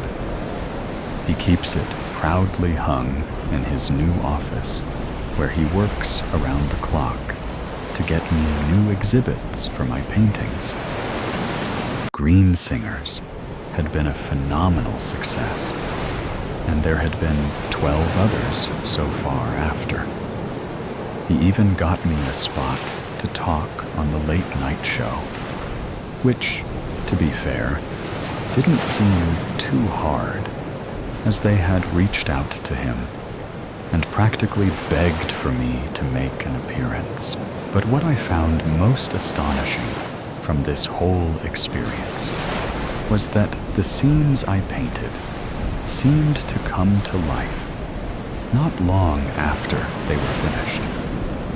When I painted my hometown with a clearly visible view of the Andromeda Galaxy in the night sky, the next evening, the miraculous anomaly was reported across the states, which led astronomers stumped as to how it had suddenly become so bright to make it so visible to the naked eye. I painted snow in Southern California, and the next day there was a blanket of almost 12 inches in Los Angeles. That's what made it exceptionally convenient when, out of the millions of supporters and admirers across the globe, I discovered one truly bitter, ignorant critic. His name was Elijah Quill, better known by his Reddit username as ELQ69, a truly tasteless name to choose for one such as him. It didn't take long for me to find a picture of him, as people like him are always so self-absorbed that their photos are aplenty and public to pair with their highly opinionated views. But Eli should have thought to be more careful what he does with photos of himself on the internet. After I had memorized his face, his body type, and what style he wears, it was almost too easy to paint his liking as I saw fit. Elijah Quill, in my depiction, was seen in a dark alley somewhere, having been beaten to death. The folds inside his pocket turned out to indicate he had been robbed after the fact. I kept this painting to myself, of course, but couldn't resist the urge to Google the news in the city I found that he lived in. There he was, the egotistical bastard, making the top headline. Good for him. A few days after the oh-so-tragic passing of LQ69, Frankie came to see me.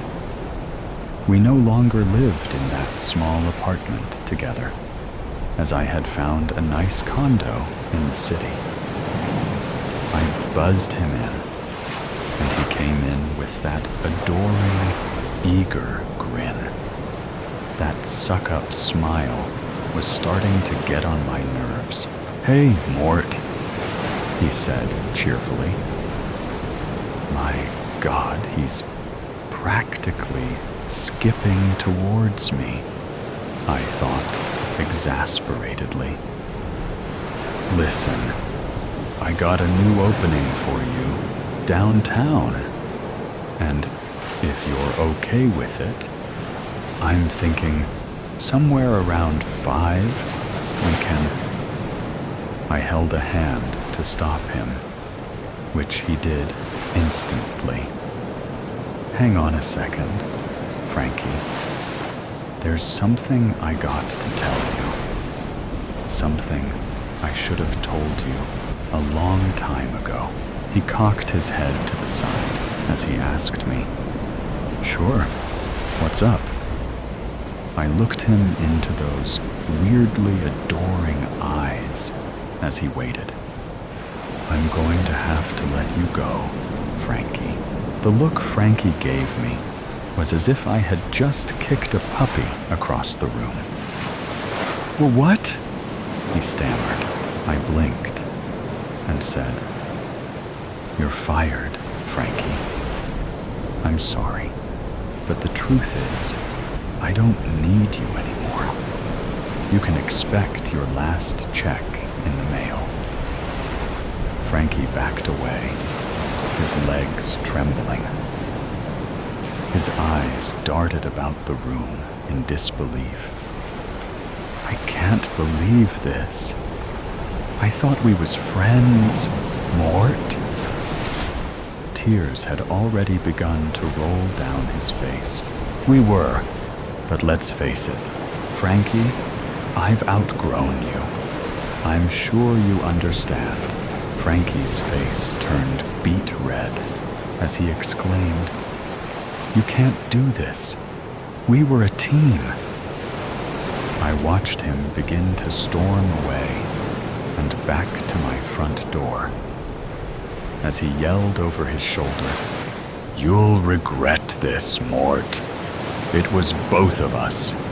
Together." The door slammed. Well, that was dramatic, I said to no one. Chala. That night, I awoke with a start. I was having some horrendous dreams, though I can't remember the details. Now awake, I found that I was standing in my new studio, painting. The unfinished work before me showed horrid images that were difficult for the human mind to comprehend. Hulking beasts of otherworldly proportions as they crowded and swarmed an unnamed city. People stacked haphazardly on pyres as they burned in a green, hellish inferno. The more I looked into this accursed piece, the more I felt my sanity quickly escaping me. I thought I heard voices chanting around me in some long-forgotten tongue, whispering names I had not heard nor possessed the power to pronounce. Summoning every ounce of my mental fortitude and strength, I managed to tear my gaze from the canvas as I knocked it to the floor. That's when I saw behind it was another easel, and displayed on it was my painting of the murdered Elijah Quill, whose disproportionately crooked neck had upturned his face to look directly into my eyes. That one should not be there, I thought incredulously. It was hidden away. Come now, Mr. Mortimer. Such a beauty should never be kept hidden. That voice behind me. It was his voice. I spun around and saw the man, this Mr. Green, smiling at me. "You," I said, as I pointed an accusing finger at him, "you're what made me paint that nightmare, aren't you?" Mr. Green looked at the unfinished painting on the floor, then back to me. "That was our deal, Mort. One painting of my choosing, when I wish it. It would be in your best interest to uphold your end and finish it." "No," I muttered. "No, I will not bring that hell into being. The deal is off. You can take away this power. I've already gotten enough out of it anyway." Mr. Green sighed at me, but coolly said, "I would have to agree. Thanks to your admirable work with Mr. Quill." I was taken aback by this. "What do you mean by that?" I demanded. Mr. Green's smile vanished.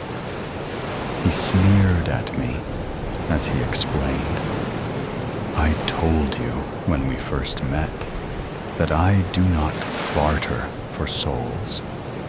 I don't have to, as your kind are always so eager to place it in the palm of my hand. For just the smallest taste of power and ultimate adoration, you burned yourself on the very pyre that you built. My jaw dropped open. No. But what could I say? What could I do? I go now, Mr. Green continued with a returning smile, now sinister as a dealer in a rigged game of poker, to prepare a place for you. And with those parting words, he faded from view, until all that was left were two floating orbs of emerald glaring at me, until they, too, were gone, alone again. In the darkness of my condo, I began to see visions, things that were not of my home, of a similar layout to the one I used to live in the apartment with Frankie. On a table, I saw a mostly empty bottle of Jack Daniels. I turned and saw on the edge of the bed was Frankie.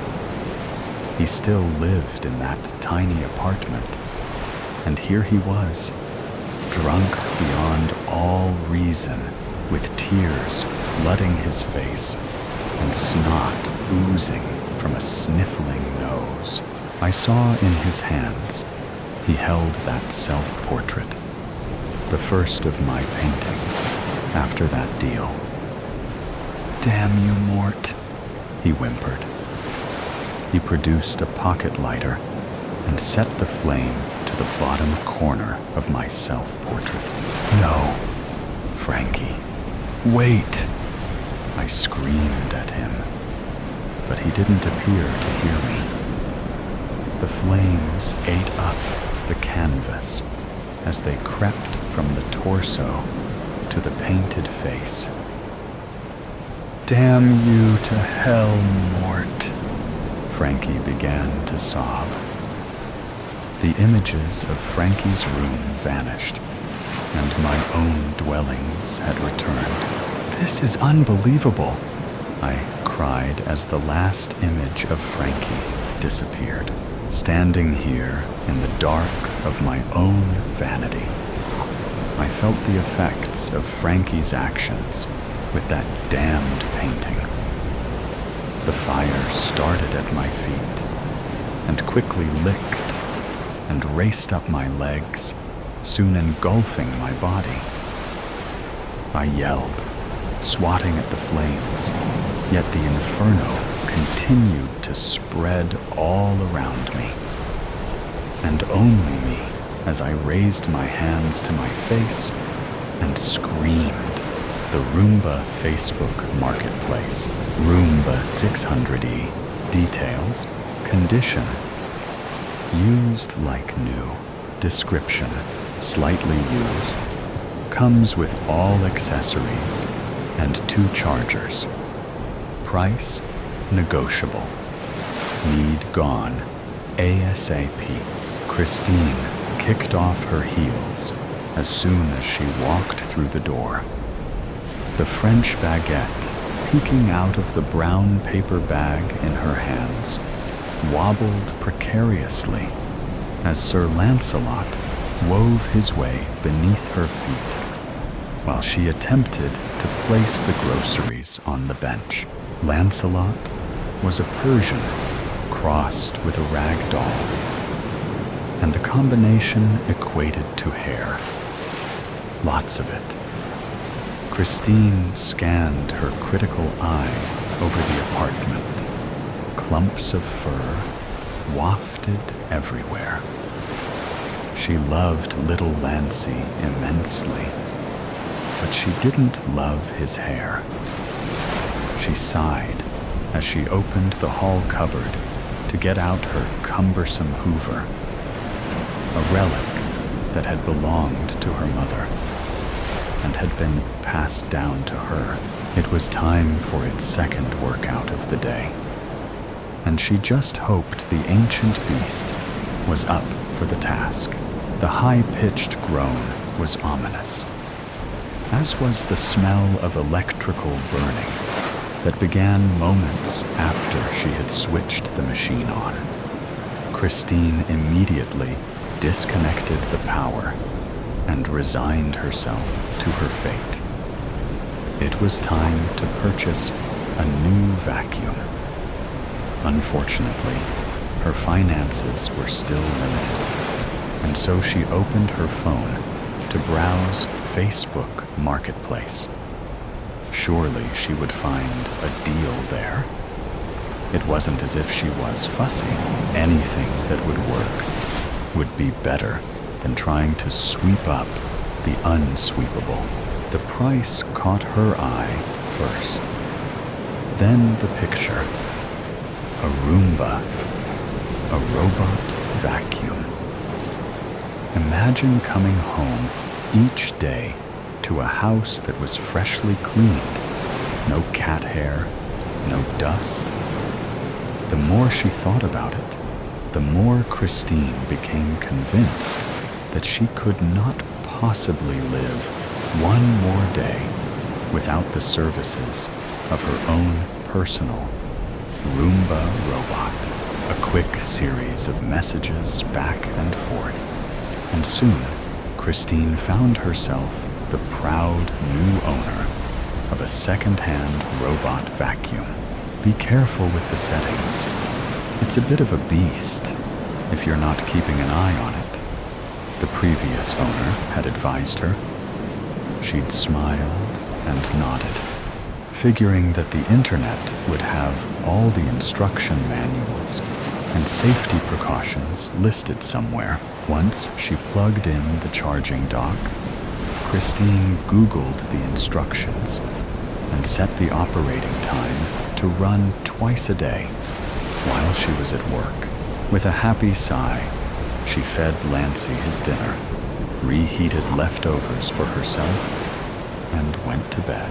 She was jolted awake at 4 a.m. by a soft, mechanical whirring and solid, repeated thumps that shook her bed. Lancey, startled awake from his sleeping position at the foot of her bed, hissed violently as he landed on her chest, claws extended. It took her a bleary moment to connect the dots, but she finally realized she'd set the timer incorrectly, setting the machine to work at 4 a.m. instead of 4 p.m. It seemed to be stuck, trying to vacuum under her bed, catching itself repeatedly on the leg and unable to navigate its way out of the situation. The bright lights, like little eyes, glinted with frustration, which echoed her own emotional state. It really was way too early for her to remember the settings, so she stumbled out of bed as she tried to whack the off button on the machine. It finally powered down with a petulant wheeze, the lights blinking off sadly. Placating Lancey took much longer, as his fur was literally on end. But after much stroking and coaxing, the cat settled back at the foot of the bed, curled up in a cat ball, and purred himself to sleep.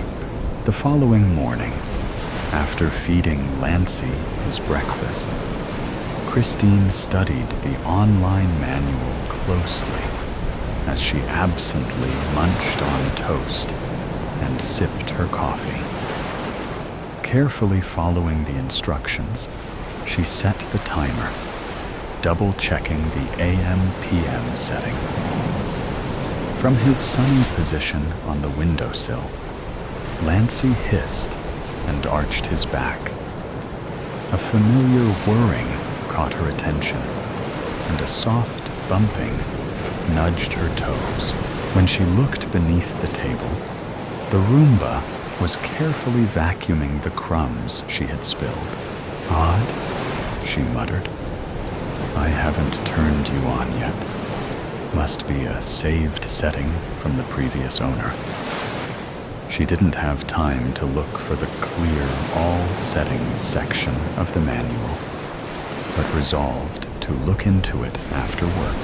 Once again, Christine was rudely awoken at 4 a.m. by the repeated thumping of the machine and the yowling hiss of the cat as Lancy landed claws first on her chest. "For the love of," she muttered, tossing her blanket aside to deal with the rogue machine. This time, the off button seemed to stick, and she was unable to power it down. "Well, if you won't switch off, you may as well do your job out here." Christine shoved the machine into the living room and firmly closed her bedroom door. Lancy would be all right for a couple of hours. She'd let him out for a kitty litter break as soon as the sun was up. The morning brought chaos. Christine's living room was spotlessly clean, immaculate even, but she couldn't find her shoes.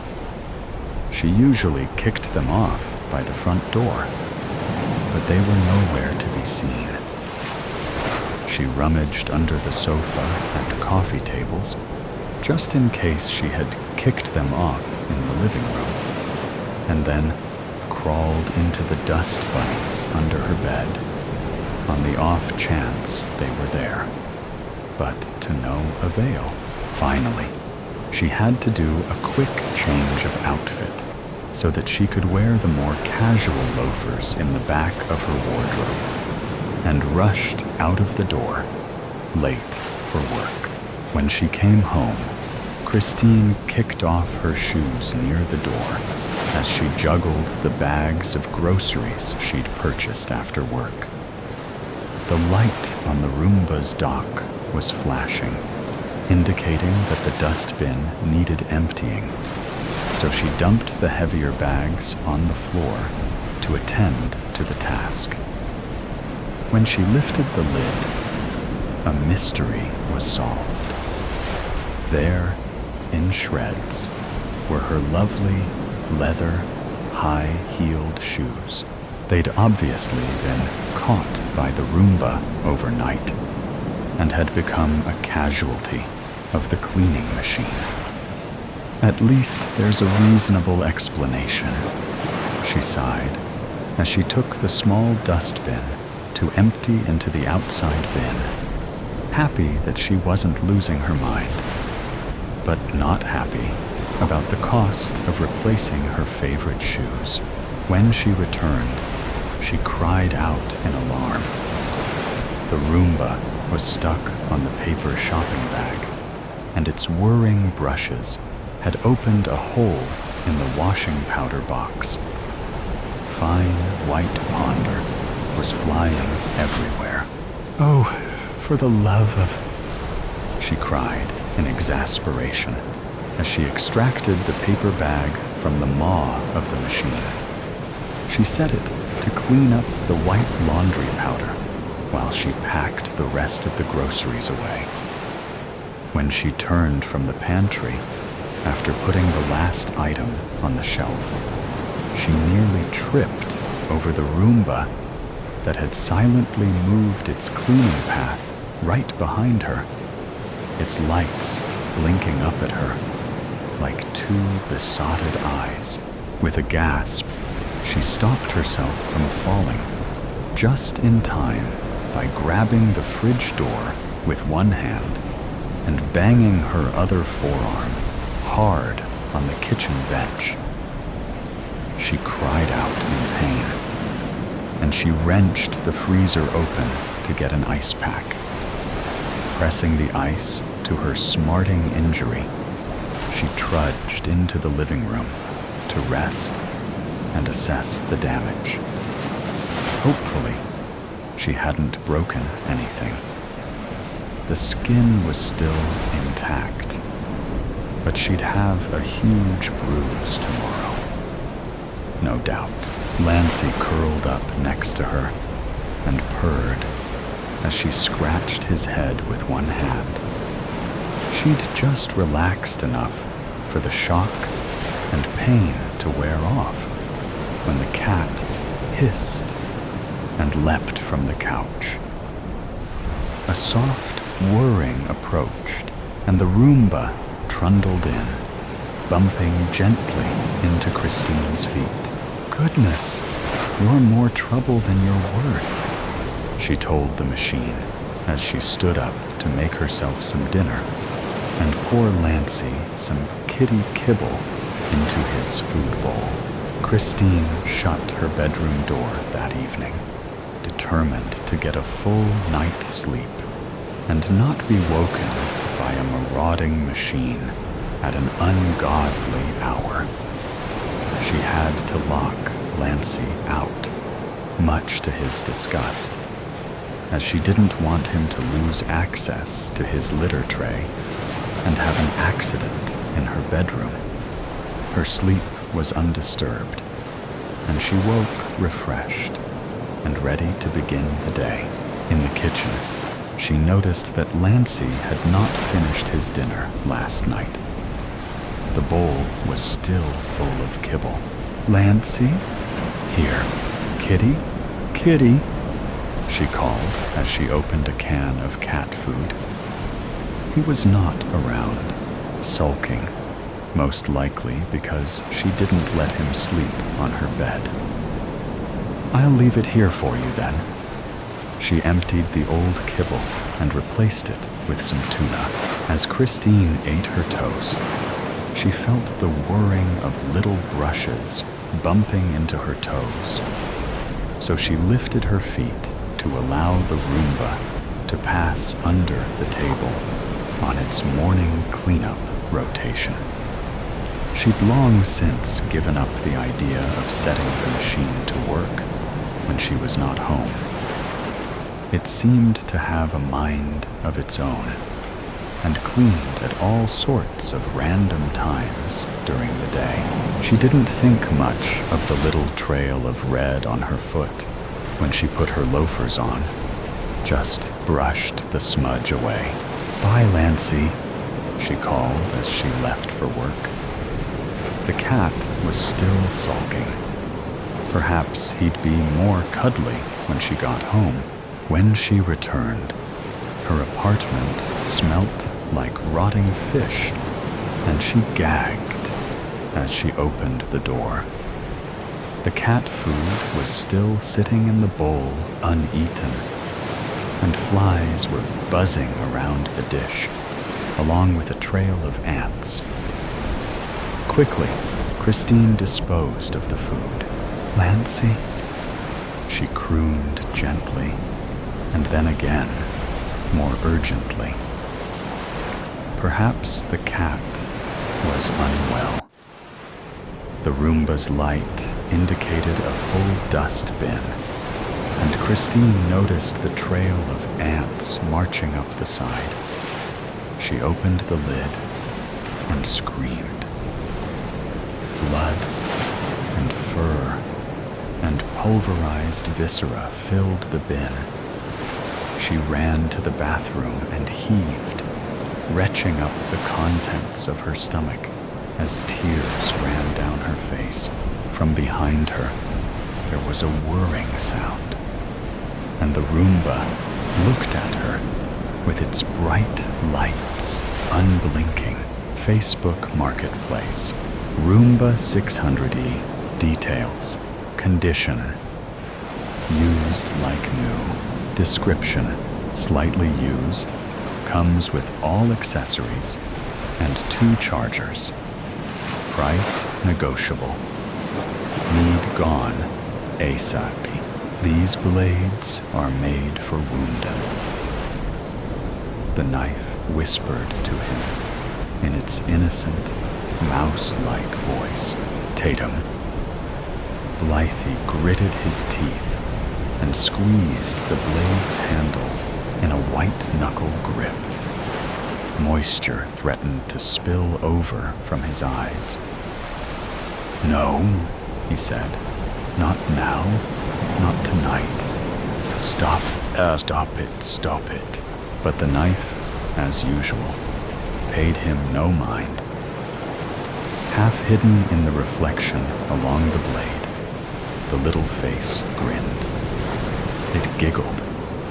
Its high-pitched tones recalled the voices of untold Disney characters. Murder, Tatum, murder, killing, death, slayings, stabby, stab.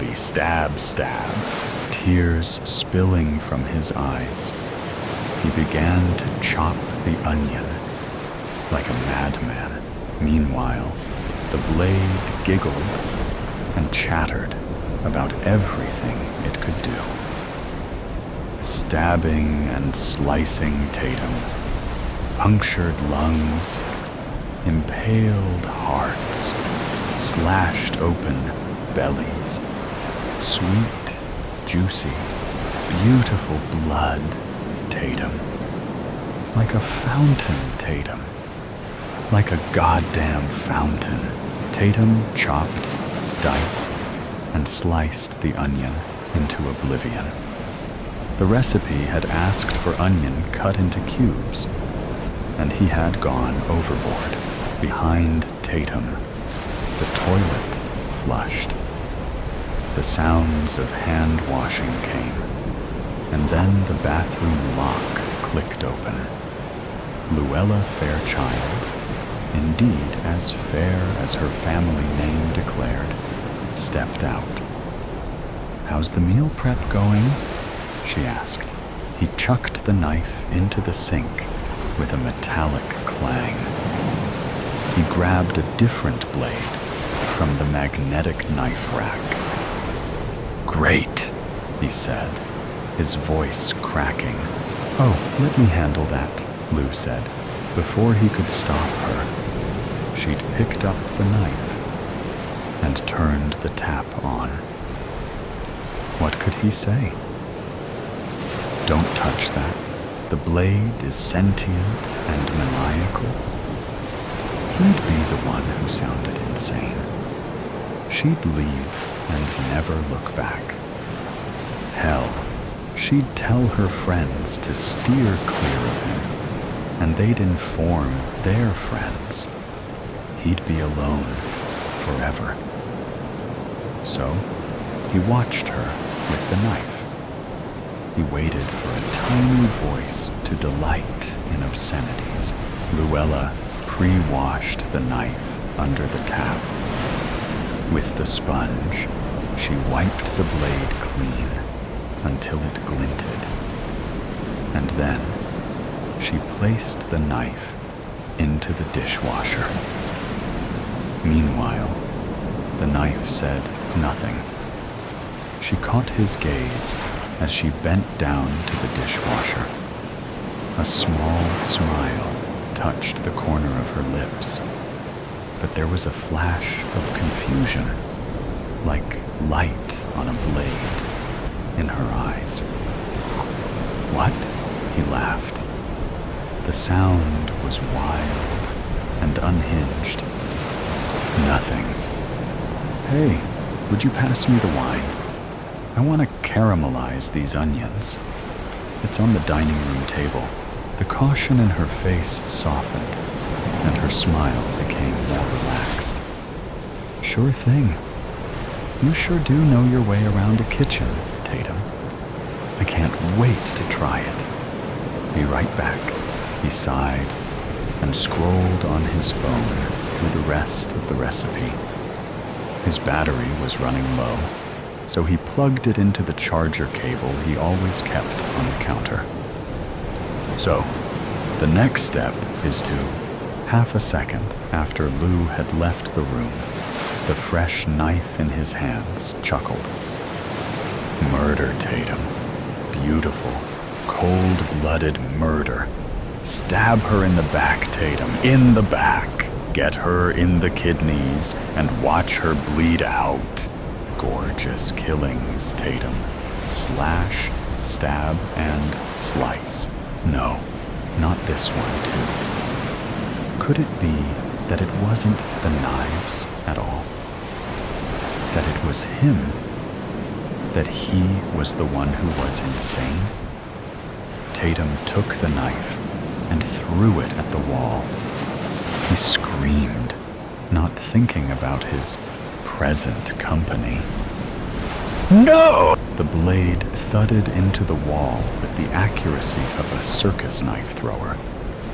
It punctured the wall, pointy end first, and remained there, wobbling from the force. Behind him, Luella screamed and jumped, dropping the wine. The bottle hit the kitchen tiles and shattered.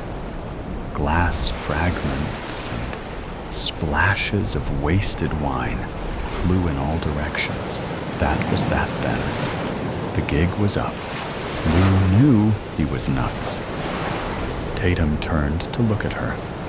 He stood there, panting, eyes wide, hair wild, madness written all over his face.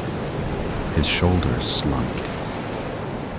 I'm sorry, Lou. I'm so sorry.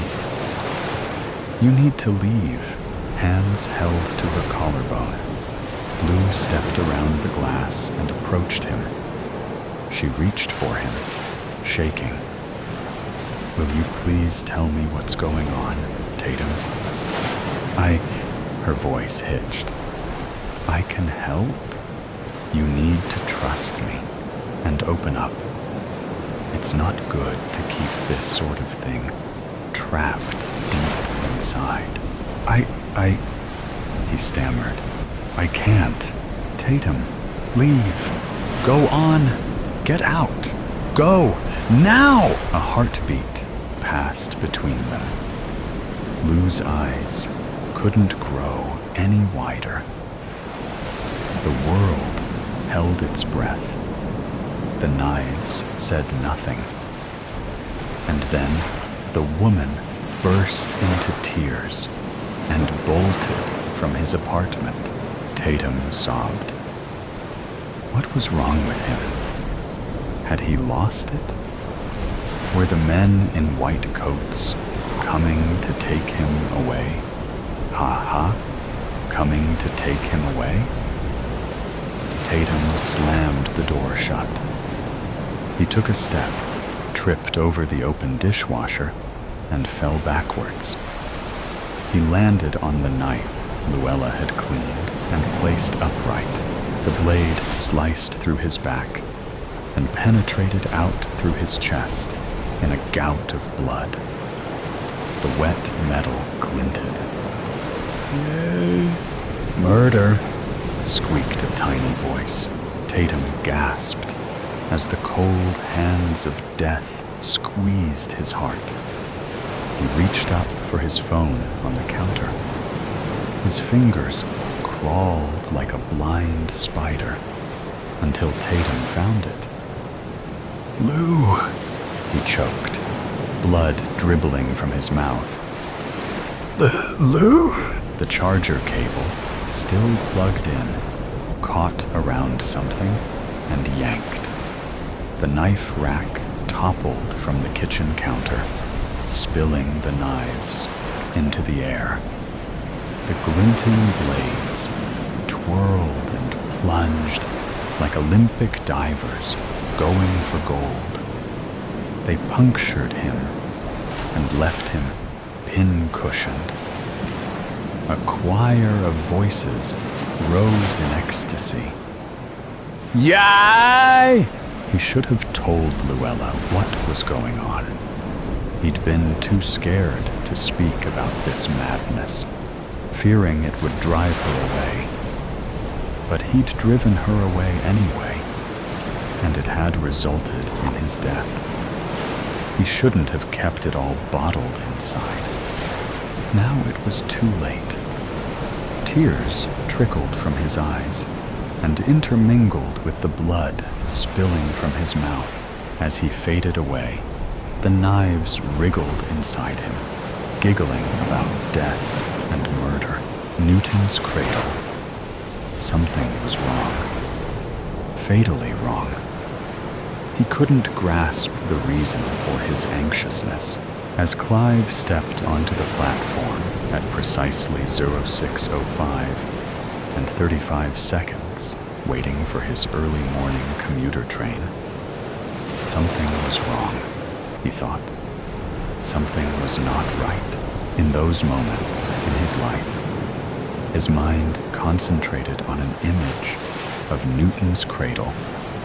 It was idle, motionless. The big brass orbs dangling from the brass cradle. All were stationary, passive and still. But there was a sense of anticipation.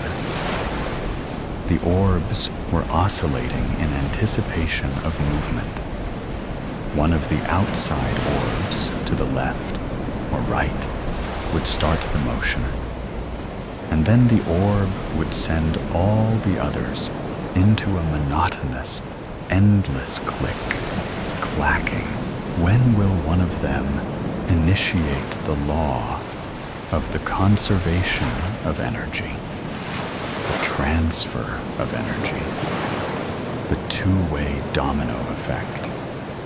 Clive knew. He grinned with the image of Newton's cradle in the front of his mind. He could count time, the seconds, by the rhythmic striking of each brass orb in Newton's cradle. The kiss of the cold metal against cold metal. Click, clack, energy converted into time. That's what made Clive special. Clive knew how to slow down time, to make it stop. "Don't you mess up now. Stay cool, stay calm," said the voice in his head. It was his imaginary friend, he had been told. Clive knew different. Mr. Black stepped onto the platform at 06:06 and 10 seconds. In his commuter uniform, his pressed suit was covered with an elegant cashmere and wool full-length overcoat and camel-colored scarf elegantly arranged on both sides of the coat, covering the lapels. His umbrella hung on his angled arm, held in position like a soldier on parade. "Morning, Clive," greeted Mr. Black. "Not so cold this morning." Then the hushed whisper as he passed by Clive to take up his normal position on the platform.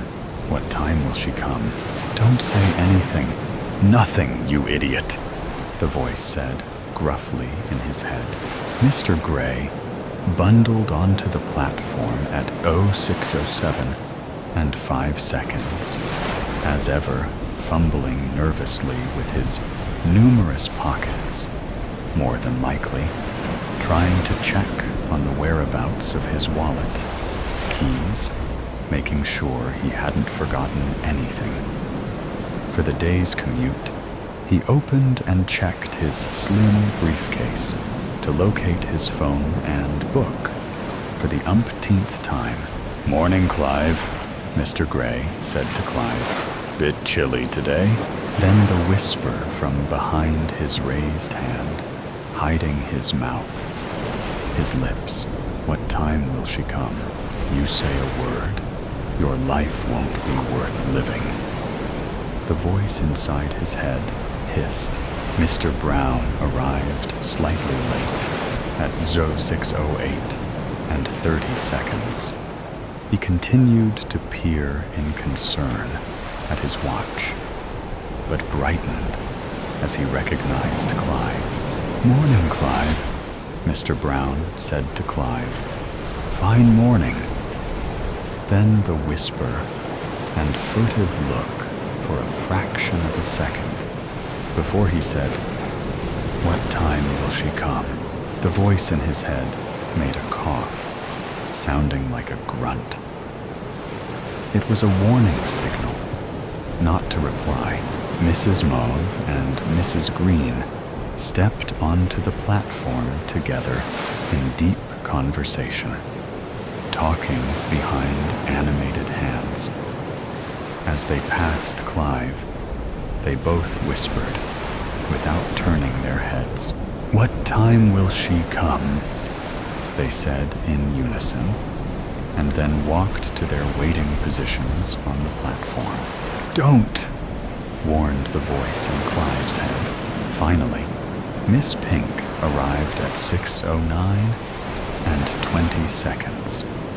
She strode confidently onto the platform like a catwalk model. She knew everybody on the platform had waited for her entrance this morning. For all the waiting passengers, it was the thrill of the day she imagined.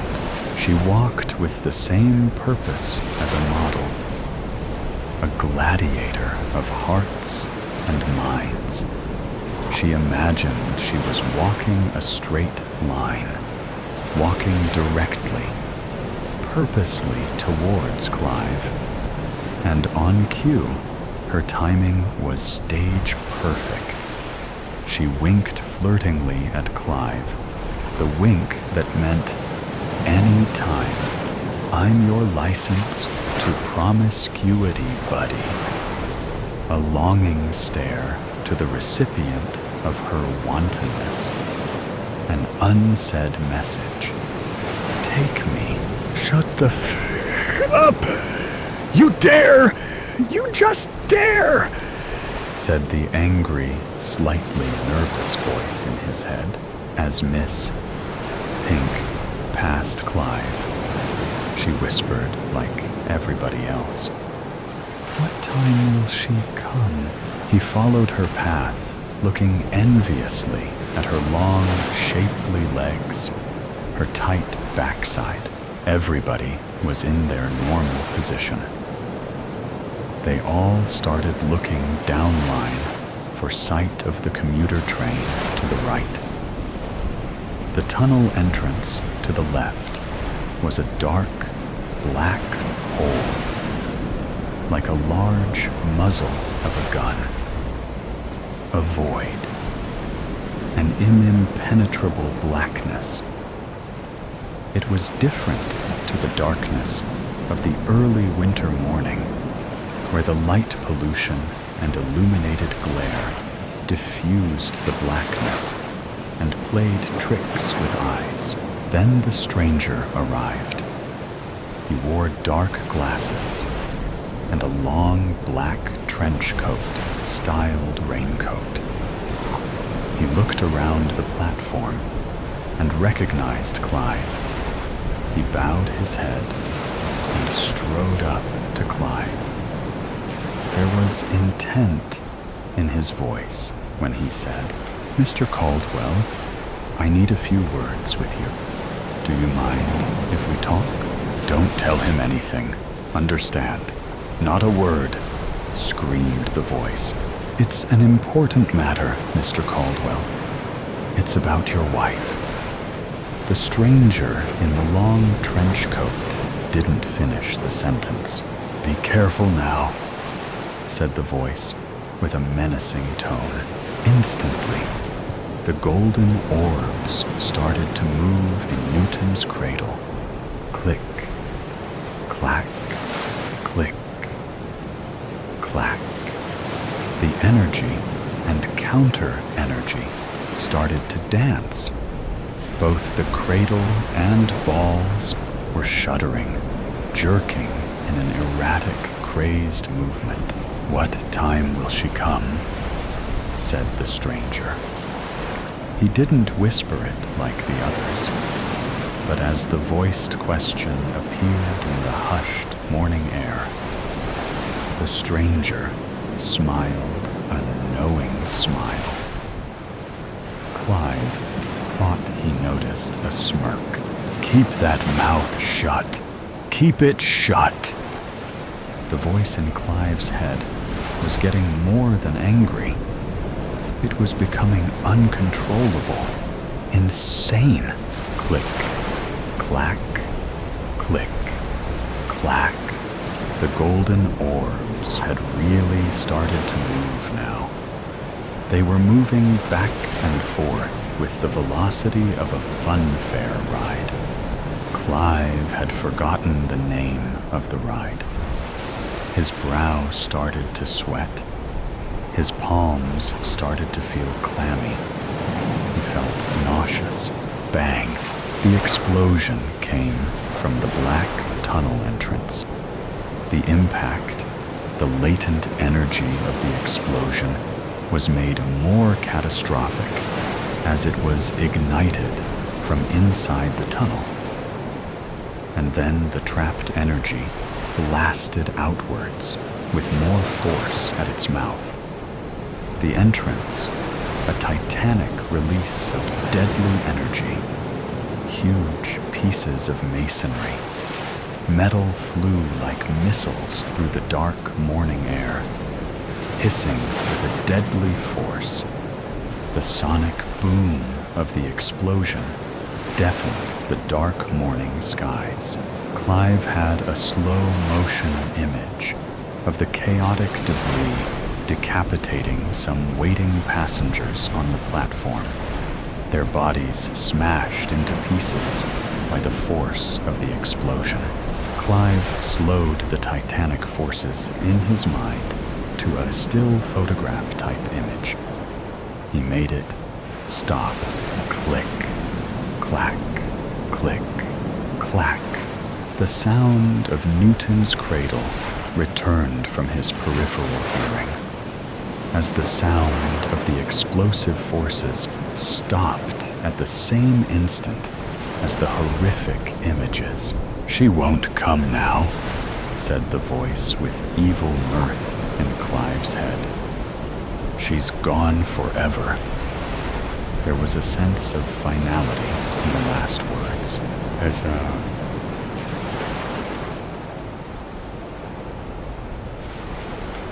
"They will be ready for you shortly, Mr. Caldwell," the nurse said chirpily. Clive was handcuffed to the wheelchair. Two burly attendants on each side of the wheels. The door opened suddenly, and Clive was wheeled into the meeting room.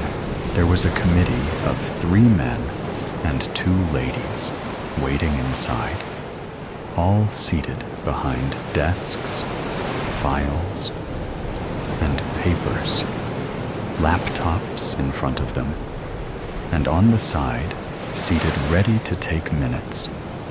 A transcriber of the meeting was a young administration lady wearing a bright puce lady's suit. Sitting separately in the corner of the room was a strange man with dark glasses.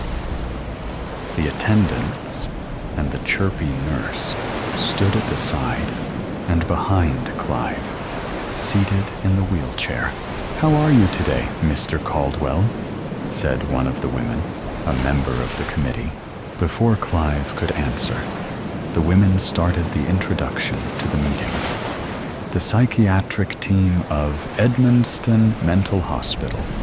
In attendance today, Dr. Schwartz, Dr. Sari, Dr. Braun, Dr. Zellini, and myself, the chairperson, Dr. Malva, presiding over case 10476, Mr. Clive Caldwell. Dr. Malva paused. "Now, Mr. Caldwell, under the Mental Health Act of 2018, we are required to conduct a regular status review of your condition. The committee has your records, and we have duly reviewed all the details, including your recent status of the last 6 months, and we find some improvements in your condition. We have some questions for you today. Do you feel in a frame of mind to answer?" Clive paused for some moments before he answered calmly. "Yes, that's okay." "Okay, Looking at the records, we find that your medication is stabilizing your previous traumas. There are no reported incidents of violent behavior. Do you have visions? Or when was the last time you had any distressing visions, Mr. Caldwell? I can't remember. Not for some time. Clive quietly replied. Good. And what about voices? Do you hear any voices in your head nowadays? No, ma'am. And I don't have any headaches either, Clive added. Very good. We, the committee, believe that you no longer pose a security risk, not whilst you are in this institution, and you are taking your prescribed daily medication. We have also agreed that based on a clean incident-free record under the constant observation of this institution, that in 6 months we can look at a release program. What do you say about that, Mr. Caldwell? Great. Getting me time back again. Thank you, ma'am, Clive said with some hesitation. He looked to the corner of the room at the seated stranger. The seated stranger took off his dark glasses and peered directly at Clive. He had no eyes. Instead, where there should be eyes and eye sockets, there were 2 black holes. They looked like tunnel entrances, with the scars and scorch marks of fire caused by a tremendous explosive blast were evident on and around the circumference of the black holes. The stranger's expression didn't change. His face was peering directly at Clive, and then he smirked and mouthed silently. What time will she come? Who is that? Clive thought. The past and the future, you arsehole. Don't look at him, you idiot, said the voice in Clive's head. Okay, nurse, take Mr. Caldwell away, and we will see the next patient. The attendants reversed the wheelchair out of the meeting room. Clive's first thought, 5 minutes and 12 seconds. Meetings are getting shorter.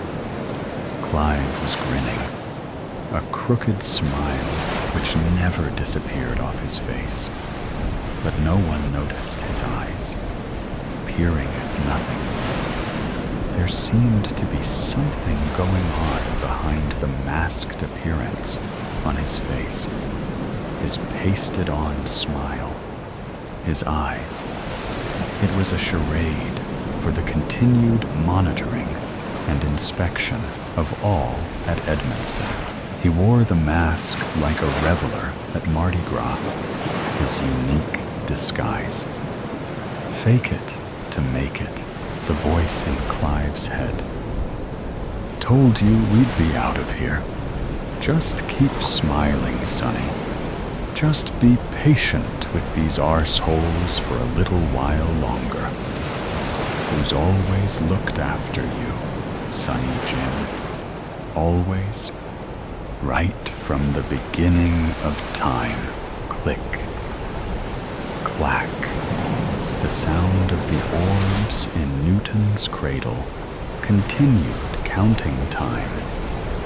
Clive's time.